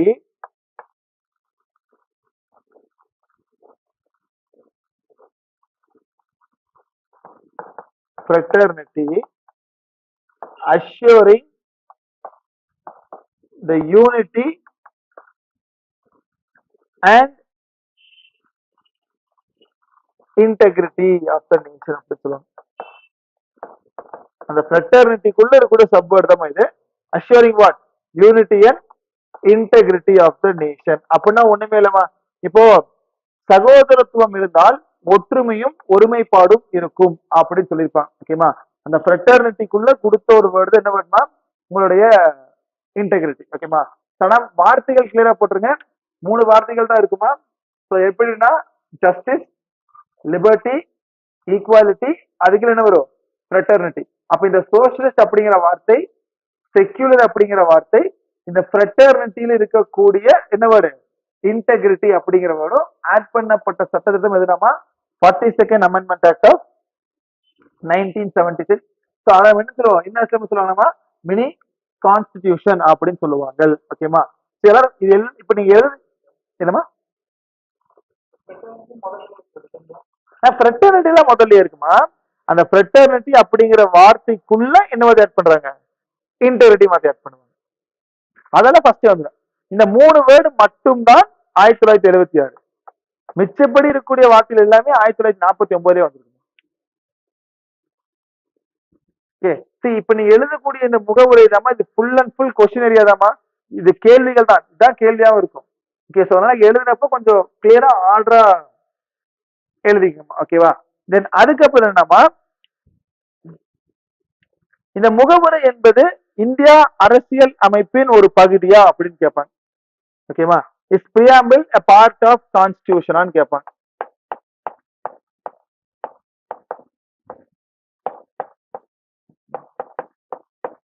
இது ஒரு 3 வழக்குகள் மட்டும் எழுதணும், எழுதிக்கங்க.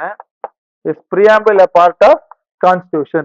ஸோ இந்தியா அரசியல் அமைப்பில் முகவுரை என்பது ஒரு அங்கமா அப்படின்னு கேட்பாங்க.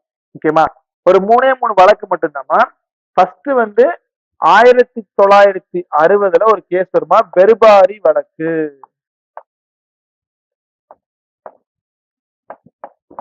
Berubari union case. அது வாட் வழக்குமா? பெருபாரி வழக்கு. எந்த வருஷம்? 1960. இந்த 1960 பெருபாரி வழக்குல உச்ச நீதிமன்றம் என்ன சொல்லியிருப்பாங்கன்னாமா, முகவுரை என்பது இந்தியா அரசியல் அமைப்பின் ஒரு அங்கம் கிடையாது. It is not a part of Indian constitution அப்படின்னு சொல்லியிருப்பாங்க. ஓகேமா, அதுக்கப்புறம் 1973 இன்னொரு கேஸ் வரும்.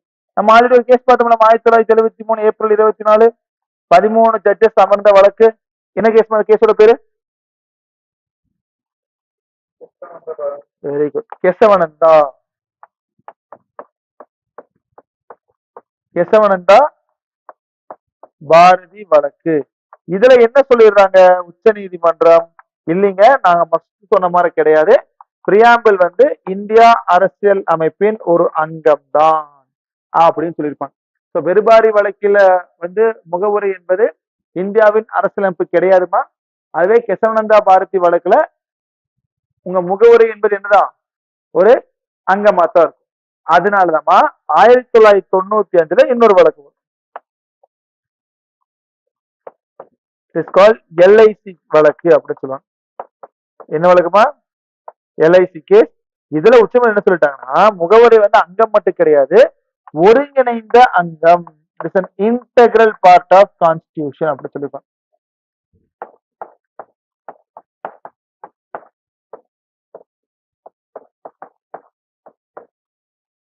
வாட்மா? Integral part of constitution. இந்த 3 வழக்கும் ரொம்ப முக்கியமான வழக்குமா முகவரியை பொறுத்த வரைக்கும். ஸோ எந்த வழக்குல இருக்குன்னு சொன்னாங்க? ஸோ ஃபர்ஸ்ட் எந்த வழக்கு இல்லைன்னு சொன்னாங்க, அதுக்கப்புறம் எந்த வழக்கு இருக்குன்னு சொன்னாங்கம்மா. ஓகேவா, அதுக்கப்புறம் கடைசியா எந்த வழக்குல அது ஒரு ஒருங்கிணைந்த அமைப்பு அப்படின்னு சொல்லி ஃபர்ஸ்ட் கிளியரா பாத்துருங்க. ஸோ பெருபாரி வழக்கு என்ன சொல்லிட்டாங்க? முகவரி என்பது இந்திய அரசியல் அங்கம் கிடையாது. கேசவனந்தா பாரதி என்ன சொல்லியிருப்பாங்களாமா? முகவரி என்பது இந்திய அரசியலமைப்பின் ஒரு அங்கம். எல்ஐசி என்ன சொல்லியிருப்பாங்க? ஒருங்கிணைந்த அங்கம் மட்டும் கிடையாது. சரி, அது ஒரு அங்கம் மட்டும் கிடையாது, ஒருங்கிணைந்த அங்கம் யூஸ் பண்ணிருப்பாங்கம்மா. இன்டெக்ரல் பார்ட் ஆஃப் கான்ஸ்டியூஷன் அப்படின்னு வார்த்தையும் பயன்படுத்தியிருப்பாங்க. ஸோ பெர்பாரி 1960, கெசவானந்தா 1973, தென் எல்ஐசி விளக்கமா 1995 இருக்கும். ஸோ இதான் முகவரி, ரொம்ப சிம்பிளஸ்ட் சாப்டர் தான். ஓகேமா. தென் புட் நெக்ஸ்ட்மா யூனியன் அண்ட் இட்ஸ் பரப்பளவு. யூனியன் சொல்லுங்கம்மா.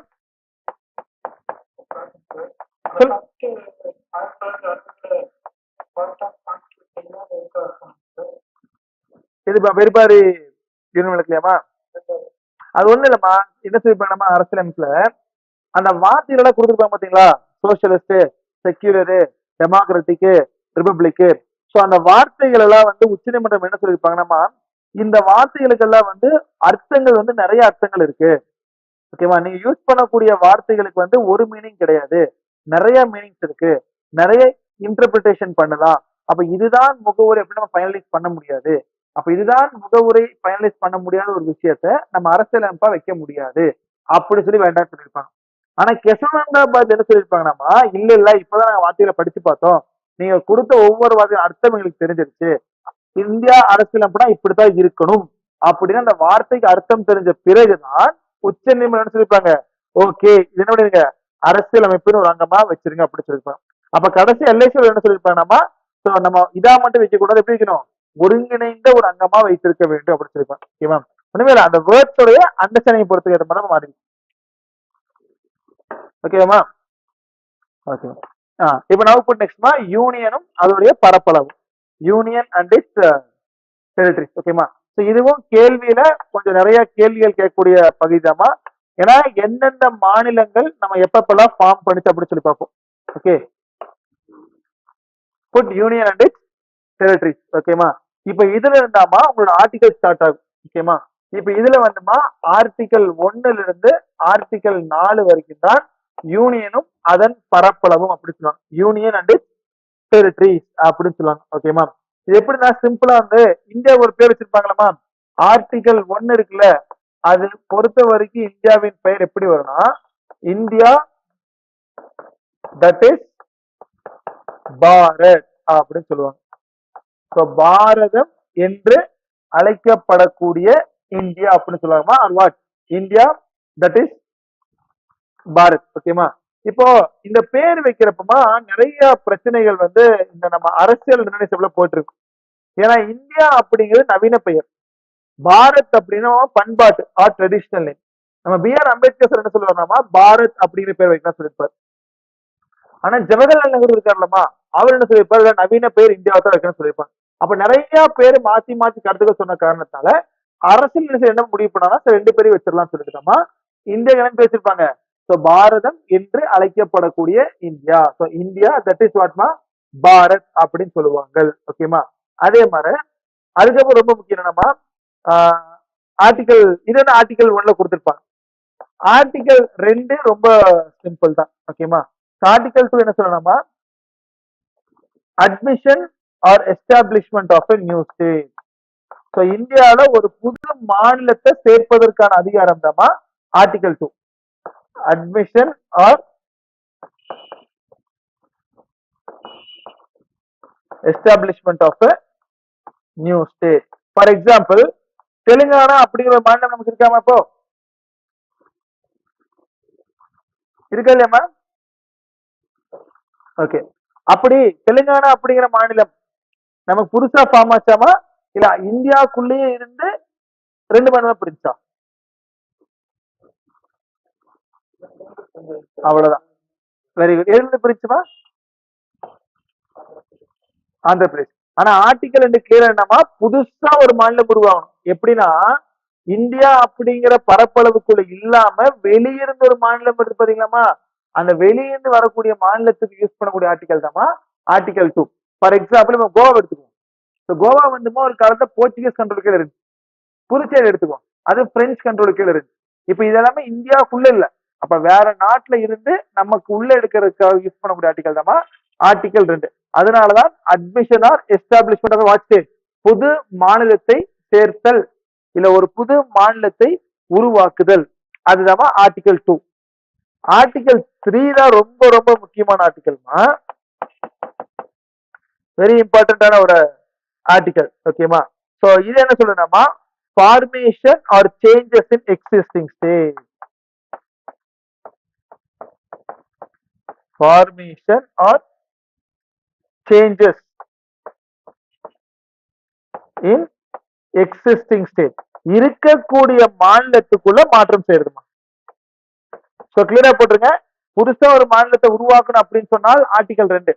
ஆல்ரெடி இருக்கக்கூடிய மாநிலங்களை நம்ம மாற்றம் செய்யறோம். ஃபார் எக்ஸாம்பிள் இப்ப இந்த ஆர்டிகல் 3 கீழ் எப்படி ஒர்க் ஆகணும்னா ஒரு மாநிலத்தோடைய பரப்பளவை அதிகப்படுத்தலாம், இல்ல ஒரு மாநிலத்துடைய பரப்பளவை குறைக்கலாம், இல்ல ஒரு மாநிலத்துடைய பெயரை நம்ம மாற்றலாம், இல்ல ஒரு மாநிலத்தை யூனியன் பிரதேசமா மாற்றலாம், இல்ல ஒரு யூனியன் பிரதேசத்தை மாநில மாற்றம். இந்த மாதிரி எந்த ஒரு மாற்றம் வேணாலும் பண்ணலாம்.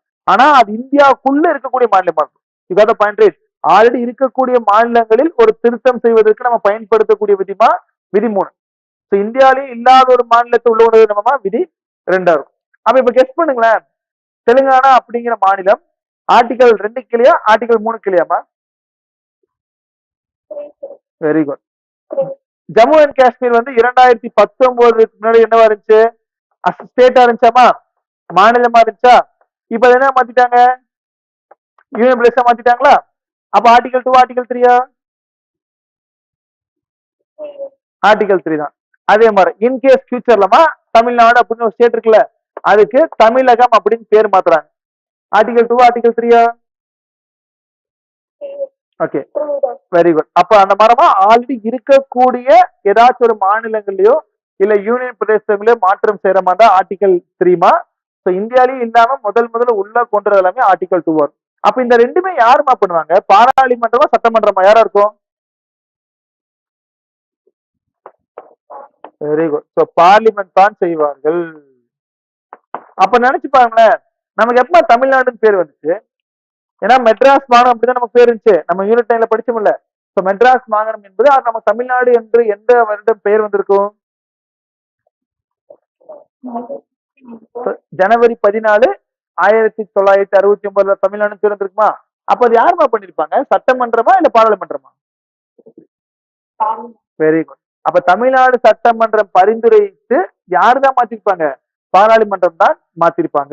அதுதான் உங்களோட ஆர்டிகல் 3 இருக்கும். ஓகேமா. இப்ப அதுக்கப்புறமா ஆர்டிகல் 4 நம்ம பெருசா முக்கியம் கிடையாது. இந்த 3 கிளியரா பாத்துருங்க. சோ இந்தியாவுடைய பேரை சொல்வது ஆர்டிகல் 1. இந்தியாவில ஏதாச்சும் ஒரு புதிய மாநிலத்தை நம்ம ஆட் பண்ண வேண்டும் ஆர்டிகல் 2மா.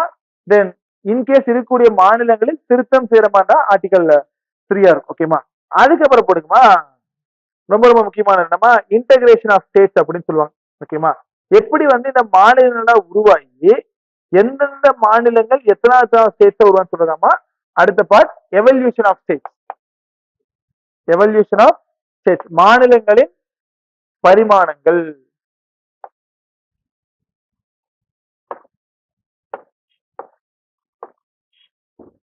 மாநிலங்களின் பரிமாணங்கள். ஒரே நிமிஷமா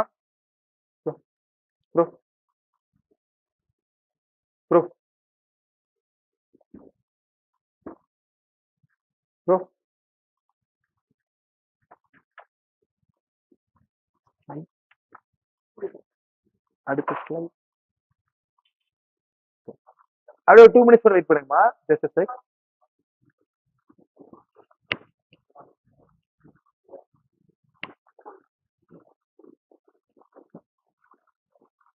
ஓகே சார். போட்டுமா எவல்யூஷன் ஆஃப் ஸ்டேட்ஸ். இந்த மாநிலங்களை எப்படி எப்படிலாம் உருவாச்சு அப்படின்னு சொல்லி போடுங்க. Put evolution of states.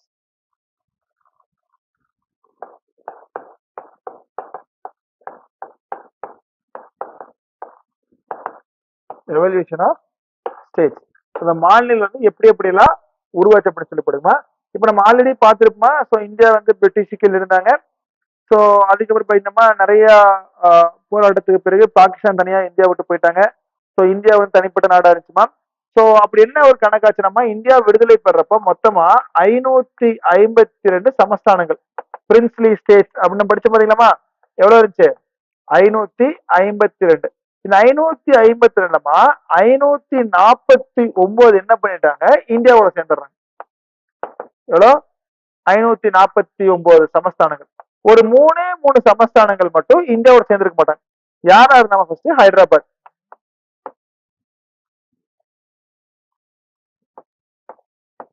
எதுமா ஹைதராபாத்.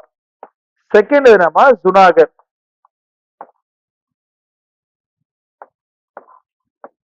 குஜராத் இருக்கலாமா, சோ குஜராத் இருக்கிறமா ஜுனாகர். மூணாவது எதுனாமா ஜம்மு அண்ட் காஷ்மீர். சோ 552 சமஸ்தானங்களில்மா 549 சமஸ்தானங்கள் இந்தியாவுடன் இணைஞ்சிருப்பாங்க. ஒரு 3 மட்டும் என்ன பண்ணிருப்பாங்க, நாங்க பாகிஸ்தானோடய போக மாட்டோம், யாரும் போக மாட்டோம், இந்தியாவோட போக மாட்டிருப்பாங்க. பட் ஒரு காலகட்டத்துக்கு அப்புறமா ஹைதராபாத் அப்படிங்கிற நாடு இந்தியாவோட இணைஞ்சிரும். இதுக்குதான் நம்ம ஒரு ஆபரேஷன் போலோ அப்படின்னு சொல்லுவாங்க. ஆபரேஷன் போலோ அப்படி பயன்படுத்திமா நம்ம எதை அனெக்ஸ் பண்ணிடுவோம், ஹைதராபாத்தை எடுத்துருவோம். ஸோ ஜுனாகர் அப்படிங்கிறது என்னமா ரெஃபரண்டம், வாக்கெடுப்பு வைப்பாங்க. ரெஃபரண்டம் ஆர் பிளெபிசைட்னா போட் வாக்கெடுப்பு. ஸோ ஜம்மு அண்ட் காஷ்மீர் என்னமா இன்ஸ்ட்ருமெண்ட் ஆஃப் அசெஷன். இதெல்லாம் வந்துமா அந்த மாநிலத்தை நமக்குள்ள ஆட் பண்றதுக்கு யூஸ் பண்ணப்பட்ட வழிமுறைகள். இன்ஸ்ட்ருமெண்ட் ஆஃப் ஆத்மா அசன். ஓகேவா? ஸோ 3 மாநிலங்கள் எது இணைப்பு கிடையாதுமா, ஹைதராபாத் இணையவில்லை, ஜுனாகர் இணையவில்லைமா, தென் ஜம்மு அண்ட் காஷ்மீர். ஆனா ஒரு காலகட்டத்துக்கு அப்புறம் இணைஞ்சிருச்சு, ஹைதராபாத் இணைஞ்சிருச்சு, ஜுனாகர் இணைஞ்சிருச்சு, தென் ஜம்மு அண்ட் காஷ்மீரும் இணைஞ்சிருச்சு. ஸோ அப்படியெல்லாம் கணக்கெல்லாம் போட்டுமா இந்தியாவில வந்து மாநிலத்தை பிரிக்கலாம் அப்படிங்கிறப்போ நிறைய பிரச்சனை போகும். ஸோ எந்த அடிப்படையில மாநிலத்தை பிரிக்கலாம், இன்னைக்கு மாநிலம் எந்த அடிப்படையில பிரிச்சிருக்கு, 28 மாநிலங்கள் 7 யூனியன் இருக்குல்ல, சும்மா கெஸ் பண்ணல, எந்த அடிப்படையில் இன்று இந்தியாவில் இருக்கக்கூடிய மாநிலங்களும் யூனியன் பிரதேசமும் பிரிந்திருக்கிறது? Very good. அந்த பேஸ் ஆஃப் ஆத்மா லாங்குவேஜ். ஸோ மொழி அடிப்படையில் தான் பிரிஞ்சிருக்கு. அப்ப என்னன்னா 1948 கமிட்டிஸ்ல கொஞ்சம் கேட்கப்பட்டிருக்குமா, நிறைய கமிட்டிஸ் போட்டுருவாங்க. ஃபர்ஸ்ட் ஜூன் 1948லமா தார் குழு அப்படின்னு ஒரு குழு போட்டிருப்பாங்க. தார் இருப்பார்லமா, அவரோட தலைமைக்கு ஒரு குழு போட்டிருப்பாங்க. அது என்ன கமிஷன்மா, தார் கமிஷன். ஸோ இந்த கமிஷன் எதுக்குன்னா இந்தியாவில் இருக்கக்கூடிய மாநிலங்களை லிங்குவிஸ்டிக் பேசிஸ் மொழி வாரியாக பிரிக்கலாமா வேண்டாமா.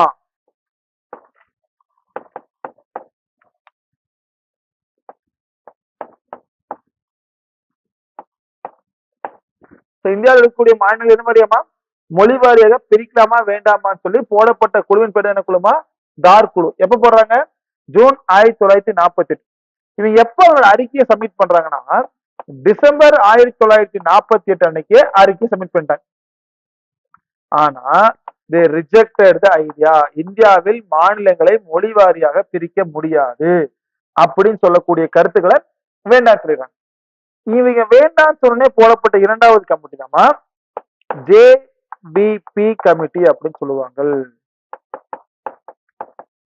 என்ன கமிட்டிமா, ஜேவிபி கமிட்டி. ஜேவிபி ஒண்ணுமே இல்லமா, ஜேனா ஜவஹர்லால் நேரு, வீணா வல்லபாய் பட்டேல், பீனாமா பட்டாபி சீதாராமையா. இந்த 3 பேர் போட்ட குழுதாமா ஜேபி கமிட்டி. இந்த கமிட்டி எப்ப போட்டிருப்பாங்கன்னா அப்பயே போட்டிருப்பாங்க. டிசம்பர் 1948 முதல் குழு அறிக்கை சப்மிட் பண்ணாங்களா, அப்பயே போட்டிருப்பாங்க 1948. இவங்க எப்ப சப்மிட் பண்ணிருப்பாங்க ரிப்போர்ட்ட, ஏப்ரல் 1949. இந்த குழு என்ன பண்ணிருப்பாங்கன்னா லிங்குவிஸ்டிக் பேசிஸ் மொழி வாரியாக மாநிலங்களை பிரிக்க வேண்டாம் அப்படின்னு இருப்பாங்க. அப்ப முதல் 2 கமிட்டிமா தார் குழு எப்ப போடுறாங்க, ஜூன் 1948. எப்ப அறிக்கை சப்மிட் பண்ணாங்க, டிசம்பர் 1948.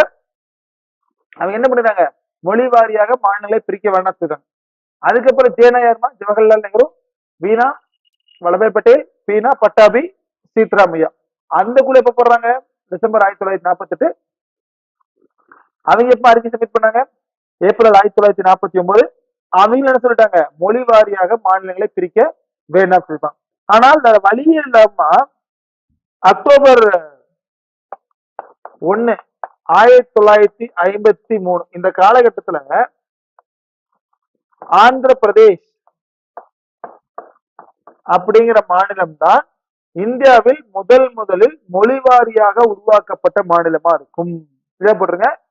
தெலுங்கு மெட்ராஸ் இருக்குல்லமா, மெட்ராஸ வந்து தமிழ் பேசக்கூடிய மொழியாகவும் தெலுங்கு பேசக்கூடிய மொழியாகவும் யார பிரிச்சுறாங்க, ஆந்திராவை பிரிச்சிடறாங்க. எங்களுக்கு இந்த மொழி வாரியாக ஆந்திராவை பிரிச்சிட வேண்டும் சொல்லிட்டுமா ஒருத்தர் ரொம்ப நாள் உண்ணாவிரதம் எல்லாம் கூட வந்திருப்பார். அவரோட பேரு தான் பொட்டி ஸ்ரீராமலு அப்படின்னு சொல்லுவாங்க. கிட்டத்தட்ட 56 நாள் உண்ணாவிரதம் வந்தாராமா. 56 days ஹங்கர் ஸ்ட்ரைக். அவர் இறந்தே போயிடுறாரு.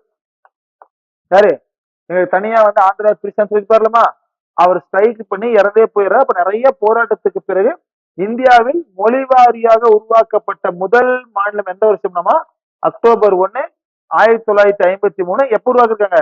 ஆந்திர பிரதேஷ் அப்படிங்கிற மாநிலத்தை எழுந்து பிரிச்சாங்க, மெட்ராஸ் அப்படின்னு பிரிச்சிருப்பாங்க. இவங்க தெலுங்கு பேசுவாங்க, என்ன பேசுவாங்க, தமிழ் பேசக்கூடிய மக்களா இருக்காங்க. இப்ப ஆப்வியஸா ஒரு மாநிலம் இப்ப போடப்பட்ட 2 கமிட்டியுமே வேண்டாம் சொல்லியிருப்பாங்க, கரெக்டா? வேண்டாங்க திருப்பி சொல்லிருப்பாங்க. பட் இருந்தாலும் வர வழி இல்லாம பிரிச்சிருப்பாங்க. இப்ப ஒரு மாநிலம் மொழி வாரியா ஃபார்ம் ஆயிடுச்சா, அப்ப இப்ப எல்லா மாநிலம் என்ன கேட்பாங்க, எங்களையும் மொழி வாரியா பிரிச்சுட்டாங்க அப்படின்னு சொல்லி கேட்பாங்க. அப்படி போடப்பட்ட 3வது குழு தாமா ஃபசல் அலி குழு அப்படின்னு சொல்லுவாங்க. ஃபசல் அலி குழு எப்ப போட்டிருப்பாங்கன்னா டிசம்பர் 1953 அந்த குழு போட்டிருப்பாங்க. இப்ப இந்த ஃபசல் அலி குழுலமா இவர் சேர்மனா இருப்பாரு, 2 உறுப்பினர் இருப்பாங்கம்மா.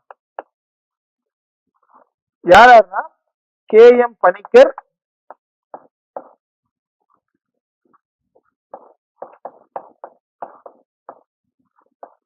தென் HN குன்சு. HN குன்சு. ஃபசல் அலி எப்பமா போறாங்க, டிசம்பர் 1953 தான் ஃபசல் அலி குழு போடுறாங்க. அவர் வந்து தலைவரா இருப்பாரு. அது கூட எவ்வளவு சேர்மன் இருப்பாங்க, 2 மெம்பர்ஸ் இருப்பாங்கம்மா, பணிக்கரும் குன்சு. அப்ப இந்த கமிட்டி எப்ப சப்மிட் பண்ணிருப்பாங்கன்னா they submitted the report on September 1955. September மாசம் 1955 அன்னைக்கு குழு என்ன சொல்லிருப்பாங்க, சரி மொழி வாரியாக பிரிச்சிடலாம், என்ன பண்ணலாம், மொழி வாரியாக மாநிலத்தை பிரிச்சிடலாம். ஆனால்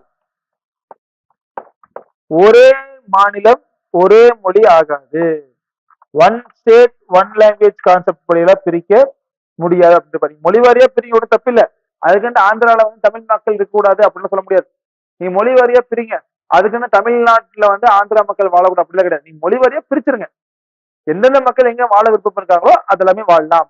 அப்படி மொழி வாரியா பிரிங்க, ஆனால் ஒரே மாநிலத்துக்கு ஒரே மொழி என்ற அடிப்படையில் பிரிக்க கூடாது அப்படின்னு இருப்பாங்க.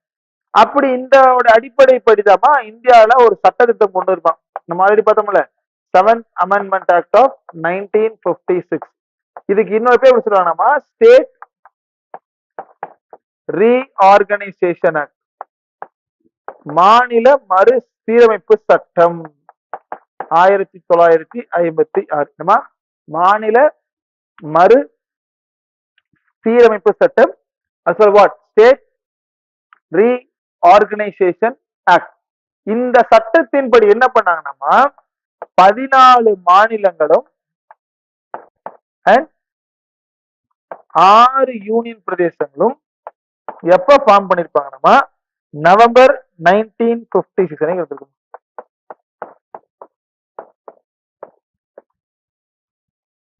கிளியரா போட்டுருங்க. டிசம்பர் 1953 ஃபசல் அலி குழு தனது அறிக்கையை சப்மிட் பண்றாங்க. எப்ப சப்மிட் பண்ணாங்கன்னா செப்டம்பர் 1950 சப்மிட் பண்றாங்க. மொழி வாரியாக மாநிலத்தை பிரிக்கல அப்படி சொல்லிடுறாங்க. தலைவர் யாராம ஃபசல் அலி, அதோட உறுப்பினர் யாராம பணிக்கரும் HN குன்சுவும். அவங்க என்ன பண்ணிருக்காங்க, மொழி வாரியாக மாநிலத்தை பிரிக்கல சொல்லியிருப்பாங்க, ஆனா ஒரே மாநிலம் ஒரே மொழி இருக்கக்கூடாது, அதுக்காக சட்டத்திட்டமே கொண்டு வந்திருப்பாங்கம்மா. அது என்ன amendment, 7th Amendment Act of 1956. அந்த சட்டத்தின் அடிப்படையிலமா எவ்வளவு மாநிலம் ஃபார்ம் ஆயிருக்கு, 14 மாநிலங்களும் 6 யூனியன் பிரதேசமும் ஃபார்ம் ஆயிருக்கும். ஓகேமா, அதுக்கப்புறம் ஃபார்ம் ஆன ஸ்டேட்ஸ்ல ஓனா போட்டுவாங்க.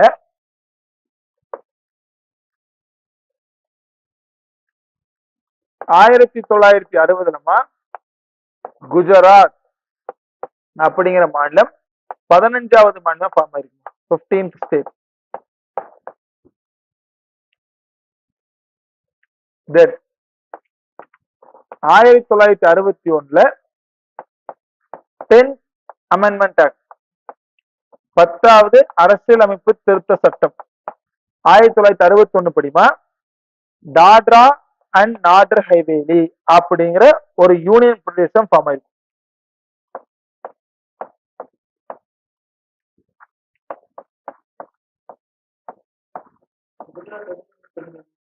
மகாராஷ்டிரா பிடிச்சிருப்பாங்க. சோ மகாராஷ்டிரால இருந்து குஜராத் பிடிச்சிருப்பாங்க. ஒட்டுக்கா பாம்பேல இருந்திருக்கும். அந்த பாம்பேல தான் மகாராஷ்டிரா வந்திருக்குமா, குஜராத் வந்திருக்கும். அப்ப 1960 என்ன பண்ணிட்டாங்க, மராத்தி மொழி பேசுறவங்களை ஃபுல்லா மகாராஷ்டிராவையும், குஜராத் மொழி பேசுறவங்க என்ன பண்ணாங்க, குஜராத்தையும் மாத்திட்டாங்க. அப்படிதான் 15வது மாநிலமா இது வந்திருக்கும், குஜராத் வந்திருக்கும். அதுக்கப்புறமா 10வது சட்ட திருத்தம் 1961 படிமா டாடர் அண்ட் நாடர் ஹெவேலி. இது எப்படி நம்ம போர்ச்சுகீஸ் இருக்குல்ல, அந்த போர்ச்சுகீஸ் கண்ட்ரோலுக்குள்ள தான் இருந்திருக்கும். கிட்டத்தட்ட 1954 வரைக்கும் போர்ச்சுகீஸ்ல தான் இருந்திருக்கும். ஸோ அதுக்கப்புறம் இந்தியா என்ன பண்ணாங்க, 1961 இந்தியால ஆட் பண்ணிருப்பாங்க. ஓகே, இப்ப இதுக்கு சொல்லுங்களேன், ஆர்டிகல் 2 ஆர்டிகல் 3 டாடர் நாடர் ஹேவேலி?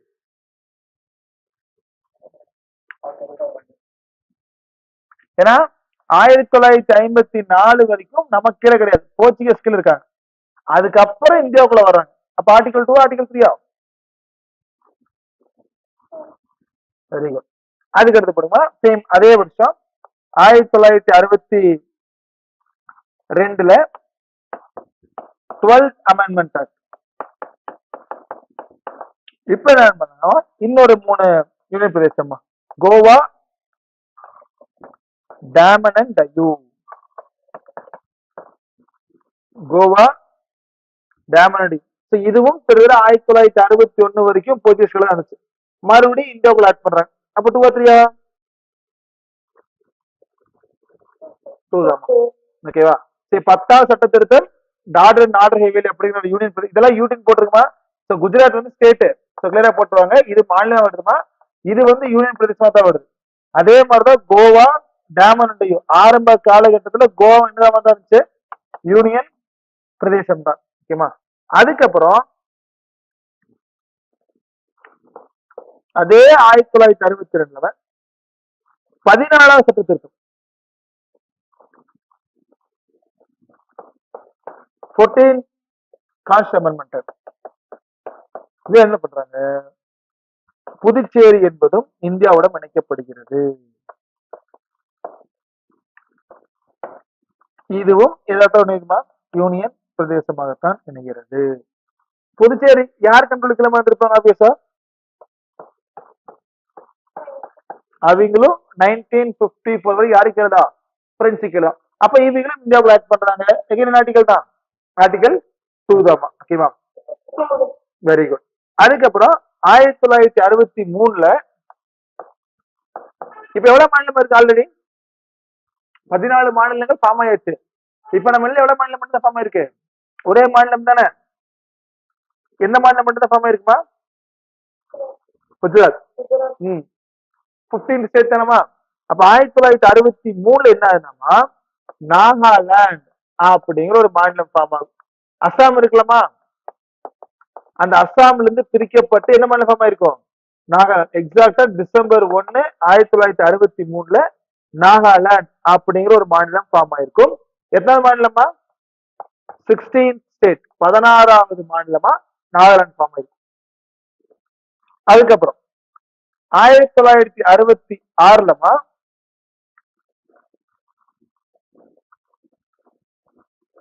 பஞ்சாப்ல இருந்து பிரியப்பட்டு ஹரியானா என்ற மாநிலம் ஃபார்ம் ஆயிருக்கு. இதுமா 1967 இதுமா இதுக்கு இல்லம்மா, இதுக்கு இல்லம்மா, இல்லம்மா இது நமக்கு தேவையில்லை. இதுல ரெண்டுக்குமே தேவையில்லைம்மா. ஏன்னா இந்த 3மே நம்ம வெளியில எடுக்கிறோமா, இந்த 2மே இருக்கிறத நம்ம மாத்துறோம். அப்ப இந்த 2ல நம்ம அமெண்ட்மெண்ட் தேவை, இது மூவ்மெண்ட் போட்டு அமெண்ட்மெண்ட் தேவை. 1966லமா பஞ்சாப் அப்படிங்கிற மாநிலத்திலிருந்து பிரியப்பட்டு எது ஃபார்ம் ஆயிருக்கும்? ஹரியானா ஃபார்ம் ஆயிருக்கு. அப்ப எத்தனை மாநிலம் ஹரியானா வந்திருக்கும்?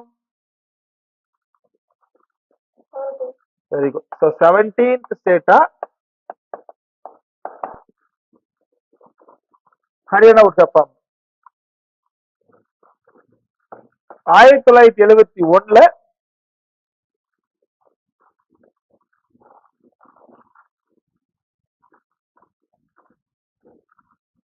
Union territory of Himachal Pradesh. Already அது இருக்குமா? நம்ம ஆல்ரெடி எழுதணும்ல 14 மாநிலங்கள் மற்றும் 6 யூனியன் பிரதேசங்கள். அது ஆல்ரெடி என்ன இருக்கு? ஹிமாச்சல் பிரதேஷ் யூனியன் பிரதேசமா இருக்கும். ஆனா 1920 என்ன பண்ணிட்டாங்க? அதுக்கு ஸ்டேட் அந்தஸ்து கொடுத்துடுறாங்க. பிகம் வாட்மா ஸ்டேட். அப்ப எத்தனை ஸ்டேட் வந்திருக்குது? 18th state. இப்ப இது சொல்லுங்களேன், 1971ல ஹிமாச்சல் பிரதேஷ் அப்படிங்கிற ஆல்ரெடி இந்த யூனியன் பிரதேசத்தை மாநிலமா மாத்திருப்பாங்களாமா, 18வது மாநிலமா. அப்ப அது வந்து ஆர்டிகல் 2 ஆர்டிகல் 3 ஆர்டிகல் 3 தான் இதுக்கு யூஸ் பண்ணிருப்பாங்க. ஓகேவா? 1972 1972 ஒரு 3 மாநிலம் ஃபார்ம் ஆகுமா? மணிப்பூர்,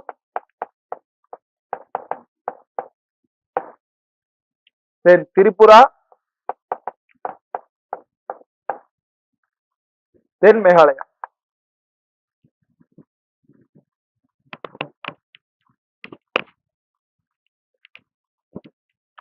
மணிப்பூர், திரிபுரா, மேகாலயா. அப்ப சொல்லுங்களேன், மணிப்பூர் எத்தனை மாநிலமா ஃபார்ம் இருக்கும்?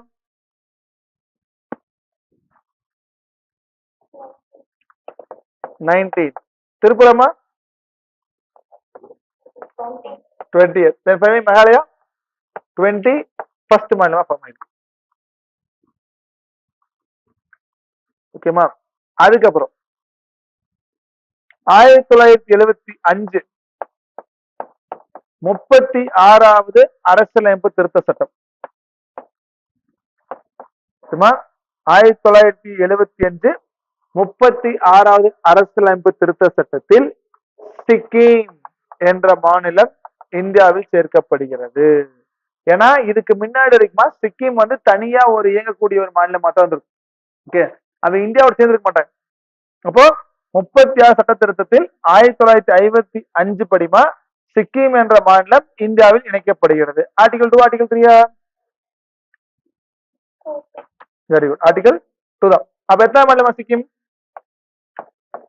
22nd ஸ்டேட்டா சிக்கிம் ஃபார்ம் ஆயிருக்கும். ஓகேமா?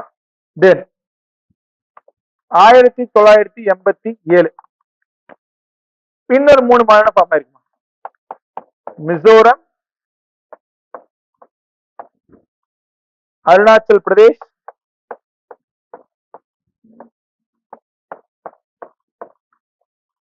தென் ஃபைனலி கோவா. அப்ப மிசோரம் என்பது 23வது மாநிலமா, அருணாச்சல் பிரதேஷ் என்பது 24வது மாநிலம், கோவா ஆல்ரெடி 1961 என்னவா இருந்திருக்குமா? Very good. அதை எந்த வருஷம் மாநில அந்தஸ்தா மாத்திருப்பாங்கன்னா 1987 தான் மாநிலமா மாறி இருக்கும். ஓகேமா? அப்போ யூனியன் பிரதேசமா இருக்கக்கூடிய கோவாவை மாநிலமா மாற்றக்கூடியதுக்கு நம்ம உள்ளே தான் திருத்தம் பண்றோம். அப்ப என்ன யூஸ் பண்ணிருப்போம்? ஆர்டிகல் 3 தான். ஃப்ரீக்வெண்டா கேட்கிற கேள்விமா, கோவா எத்தனாவது மாநிலமா இந்தியாவில ஃபார்ம் ஆச்சுன்னு கேட்பாங்க. எத்தனாவது மாநிலமா கோவா? 25th state 1987. அதுக்கப்புறம் என்னமா 2000 இந்த இயர் 2000. சொல்லுங்கம்மா, சொல்லுங்க.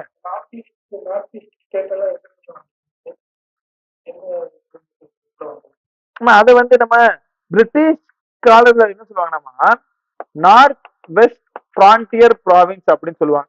ஓகேமா? அது எல்லாமே இந்தியாவோட இருந்ததுமா இப்படிதான் இருக்கும். ஃபார் எக்ஸாம்பிள் இப்படி இருந்துச்சுன்னா இந்த கிழக்கு பகுதி இருக்குல்ல, இது ஃபுல்லாவே இந்தியாவில இருந்த பகுதி தான். ஆனா அசாம், மேகாலயா, திரிபுரா, மிசோரம், அருணாச்சல் பிரதேஷ் எல்லாம் ஒட்டுக்கா சேர்ந்து NWFன்னு சொல்லுவாங்க, நார்த் வெஸ்ட் ஃப்ரான்டியர் ப்ராவின்ஸ் அப்படின்னு சொல்லுவாங்க. அதுல இருந்து அசாம் தெரியும், அதுல இருந்து மேகாலயா, அதுல இருந்து குஜராத், சாரி சிக்கிம், அதுல இருந்து ஒவ்வொன்றா பிரிஞ்சிருக்கும். இதெல்லாம் ஒட்டுக்கா இருந்ததுதான் அதுக்கப்புறம் நாலு பட தனித்தனியா பிரிஞ்சிடும். அது ரொம்ப பெரிய மாநிலமா அசாம் இருந்தது. அந்த அசாம் இல்லாம எல்லாமே பிரிஞ்சிருக்கும். எல்லாமே இந்தியாவுக்குள்ள இருந்ததுதான். ஓகேவா? அதுக்கப்புறம் 2000மா இன்னொரு 3 கண்ட்ரி ஃபார்ம் ஆயிருக்கு. சத்தீஸ்கர். சத்தீஸ்கர் அப்படிங்கிற எங்க இருந்து பிரிச்சிருப்பாங்கன்னு நினைக்கிறீங்களா? மத்திய பிரதேசம் இருக்குல்ல, அந்த மத்திய பிரதேசம் தான் சத்தீஸ்கரை பிரிச்சாங்க. சரி, அடுத்ததுமா உத்தரகண்ட். உத்தரகண்ட் நீங்களே சொல்லாமே, எங்க இருந்து பிரிச்சிருப்பாங்க? உத்தரப்பிரதேசம் இருக்கலாமா, அங்கதான் உத்தரகண்ட பிரிச்சாங்க. Then finally Jharkhand. ஜார்க்கண்ட் எங்க இருந்து பிரிஞ்சிருக்கலாம்? பீகார் இருக்கலாமா, பீகார் இருந்தா ஜார்க்கண்ட். அப்ப சத்தீஸ்கர் மாநிலமா 26வது மாநிலம், உத்தரகாண்ட் மாநிலமா 27வது மாநிலம், ஜார்க்கண்ட் மாநிலமா 28வது மாநிலமா ஃபார்ம் ஆயிருக்கும். எந்த வருஷமா? இந்த இயர் 2000. அதுக்கப்புறம் 2014ல இன்னொரு மாநிலம் ஃபார்ம் ஆகும். நீங்களே சொல்லாமே, 2014 ஆந்திராவிலிருந்து பிரியப்பட்ட மாநிலம் எந்த மாநிலமா? தெலுங்கானா அப்படிங்கிற மாநிலம். தெலுங்கானா எந்த வருஷமா? 2014ல ஃபார்ம் பண்ணிருக்காங்க. அதுக்கப்புறம் ஆகஸ்ட் 5, 2019 ஜம்மு அண்ட் காஷ்மீர் அப்படிங்கிற மாநிலம் 2ஆக பிரிக்கப்பட்டிருக்குமாமா. ஸோ ஜம்மு அண்ட் காஷ்மீர் அப்படிங்கிற யூனியன் பிரதேசமும் தென் லடாக் அப்படிங்கிற யூனியன் பிரதேசமும் பிரிக்கப்பட்டிருக்கும். அப்போ 29 மாநிலமா இருந்து எவ்வளவு மாறிடுச்சு? அப்போ 28 மாநிலம் மாறிடுச்சா? ஓகே. அப்போ யூனியன் பிரதேசம் கணக்கு போட்டு பாத்தீங்கன்னா 2019 மொத்தமா 9 யூனியன் டெரிட்டரிஸ். இது எல்லாமே சேர்த்து. ஆனா ஜனவரி 2020 என்ன பண்ணிடுறாங்க, டாடர் அண்ட் நார்டர் ஹேவேலி, இந்த குஜராத் பக்கத்துல இருக்குமா அது, and Daman and Diu, Daman and Diu, இந்த ரெண்டு இணைச்சு ஒரே யூனியன் பிரதேசம் வச்சிருப்பாங்க. ஓகேமா? சோ கிளியரா போட்டுருங்க. 2019 என்ன பண்றாங்க, ஜம்மு அண்ட் காஷ்மீர் அப்படிங்கிற ஒரு யூனியன் பிரதேசத்தை இரு மாநிலமா பிரிச்சிடறாங்கம்மா. சோ சார், ஒரு மாநிலத்தை இரு யூனியன் பிரதேசம் பிரிச்சிடறாங்க. சோ அதே மாதிரி ஜனவரி 2020ல 2 யூனியன் பிரதேசமா இருந்த இந்த நார்டர் ஹேவேலி அண்ட் டாமன் அண்ட் டையூ இணைக்கப்பட்டு ஒரே யூனியன் பிரதேசம் வச்சிருக்காங்க. அப்படி எல்லா புட்டுகதர் இன்னைக்கு கணக்கு போட்டு பாத்தீங்கன்னா 28 மாநிலங்களும் தென் 8 யூனியன் பிரதேசங்களும் இருக்கிறது. எவ்வளவு இருக்கு? 28 states and how many union territories? 8 union territories as of now we are having. அந்த ஆர்டர் ஃபுல்லா கிளியரா ஒரு டைம் படிச்சு வச்சுக்கோங்கம்மா. அதுக்கப்புறம் சேஞ்சஸ் ஆஃப் நேம்ஸ், மாநிலத்தோட பேரை ஃபுல்லா மாத்திருப்பாங்க சில மாநிலங்கள். இதை ஒரு டைம் போட்டு வச்சுங்க. 1950 முதல்ல மாற்றப்பட்ட பேர் என்னன்னா யுனைடெட் ப்ராவின்ஸ் அப்படிங்கிற ஒரு மாநிலத்தின் பெயரை என்ன மாத்திருப்பாங்க, நீங்களே சொல்லுங்க பாப்போம். யுனைடெட் ப்ராவின்ஸ் சொல்லிட்டு என்ன இருக்கலாம், உத்தரப்பிரதேஷ் அப்படின்னு பேர் மாறுமா. 1950 யுனைடெட் ப்ராவின்ஸ் அப்படிங்கிற ஒரு மாநிலத்தின் பெயர் என்பதுமா உத்தரப்பிரதேஷ் என்று பெயர் மாறி இருக்கு. 1969 நீங்களே சொல்லாமே, மெட்ராஸ் அப்படின்னு என்ன பேர் மாறுச்சுமா? மெட்ராஸ் மாகாணம் என்பது தமிழ்நாடு பேர் மாறிக்குமா 1969ல. 1973ல என்ன பண்ணிருப்பாங்கன்னா மைசூர், சரி கர்நாடகா அப்படி என்னமா மைசூர் அப்படிங்கிறதுமா கர்நாடகா அப்படின்னு பேரை மாத்திருப்பாங்க. மைசூர் மாநிலம் என்பது என்ன பேர் மாத்திருப்பாங்க, கர்நாடகா என்று பெயர் மாத்திருப்பாங்க. அதே 1973 லக்கதீப்,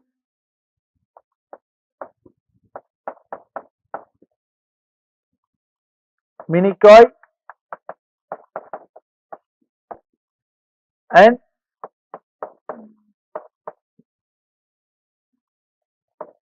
அமின்திவி அப்படி என்ன பேர் மாறினமா லக்ஷதீப் அப்படின்னு பேர் மாறி. இப்ப இருக்கமா லக்ஷதீப். ஸோ லாக்கதீவ், மினிகாய், அமினிதி என்ன பேர் மாதிரி இருக்கு? 1973 லக்ஷதீப் என்று பேர் மாதிரி. அதே மாதிரி 1992 யூனியன் பிரதேசமா இருந்த டெல்லிக்கு நேஷனல் கேபிட்டல் டெரிட்டரி ஆஃப் டெல்லின்னு மாத்திருப்பாங்கம்மா. ஸோ யூடிஎன் என்ன இருக்கு? தேசிய கேபிட்டல். நம்ம இந்தியாவுடைய தலைநகரம் வந்து டெல்லி தானமா, அதெல்லாம் அந்தஸ்து கொடுத்துருப்பாங்கம்மா என்சிடி அப்படின்னு சொல்லிட்டு. அப்போ 2006 ரெண்டு முக்கியமான மாநிலங்கள் உத்தராஞ்சல் என்னன்னு பேர் மாறி இருக்குன்னா உத்தரகண்ட் அப்படின்னு பேர் மாறி இருக்கும். அதே 2006 புதுச்சேரி பாண்டிச்சேரி அப்படிங்கிறது என்ன பேர் மாதிரி இருக்கும்? இப்ப புது பேரு புதுச்சேரி அப்படின்னு சொல்லுவாங்க. Very good. 2011 கடைசியா பேர் மாற்றப்பட்ட மாநிலம் தான் ஒரிஷா. சோ ஒரிஷா அப்படிங்கறத நம்ம என்ன பேர் மாத்திட்டோம்? ஒடிஷா அப்படின்னு பேரை மாத்திட்டாங்க. சோ ஒரிஷா என்ன பேர் மாற்றப்பட்டிருக்கு? ஒடிஷா என்று மாற்றப்பட்டிருக்கு. இந்த பேர் மாற்றம் கொஞ்சம் கிளியரா பாத்துருங்க. 1950 யுனைடெட் ப்ரொவின்ஸ் யூபியா மாதிரி இருக்கும். 69 மெட்ராஸ் தமிழ்நாடுமா, 73 மைசூர் கர்நாடகா, 1900 அதே 73 அந்த லட்சதீப், மினிகாய், அம்னிதி லட்சதீப் மாறி இருக்கும். 92 டெல்லி என்பது நேஷனல் கேபிட்டல் ஆஃப் மாறி இருக்கும். 2006 உத்தராஞ்சல் அப்படின்னு உத்தரகண்டா மாறி இருக்கும். அதே 2006 பாண்டிச்சேரி புதுச்சேரியா மாறி இருக்கும். ஸோ 2011 ஒரிஷா என்பது ஒடிஷாவா மாறி இருக்கும். ஓகேவா? ரொம்ப சிம்பிளஸ்ட் சாப்டர் தான் இது. Just go through this. ஓகேவா? ஸோ கொஞ்சம் கிளியரா ஒரு டீம் ரிவைஸ் பண்ணிருமா ரைட் ஃப்ரம் உங்களுடைய பார்ட் 1 இருந்து இது வரைக்கும். Okay, so revise then will see will catch up on Monday then. Thank you.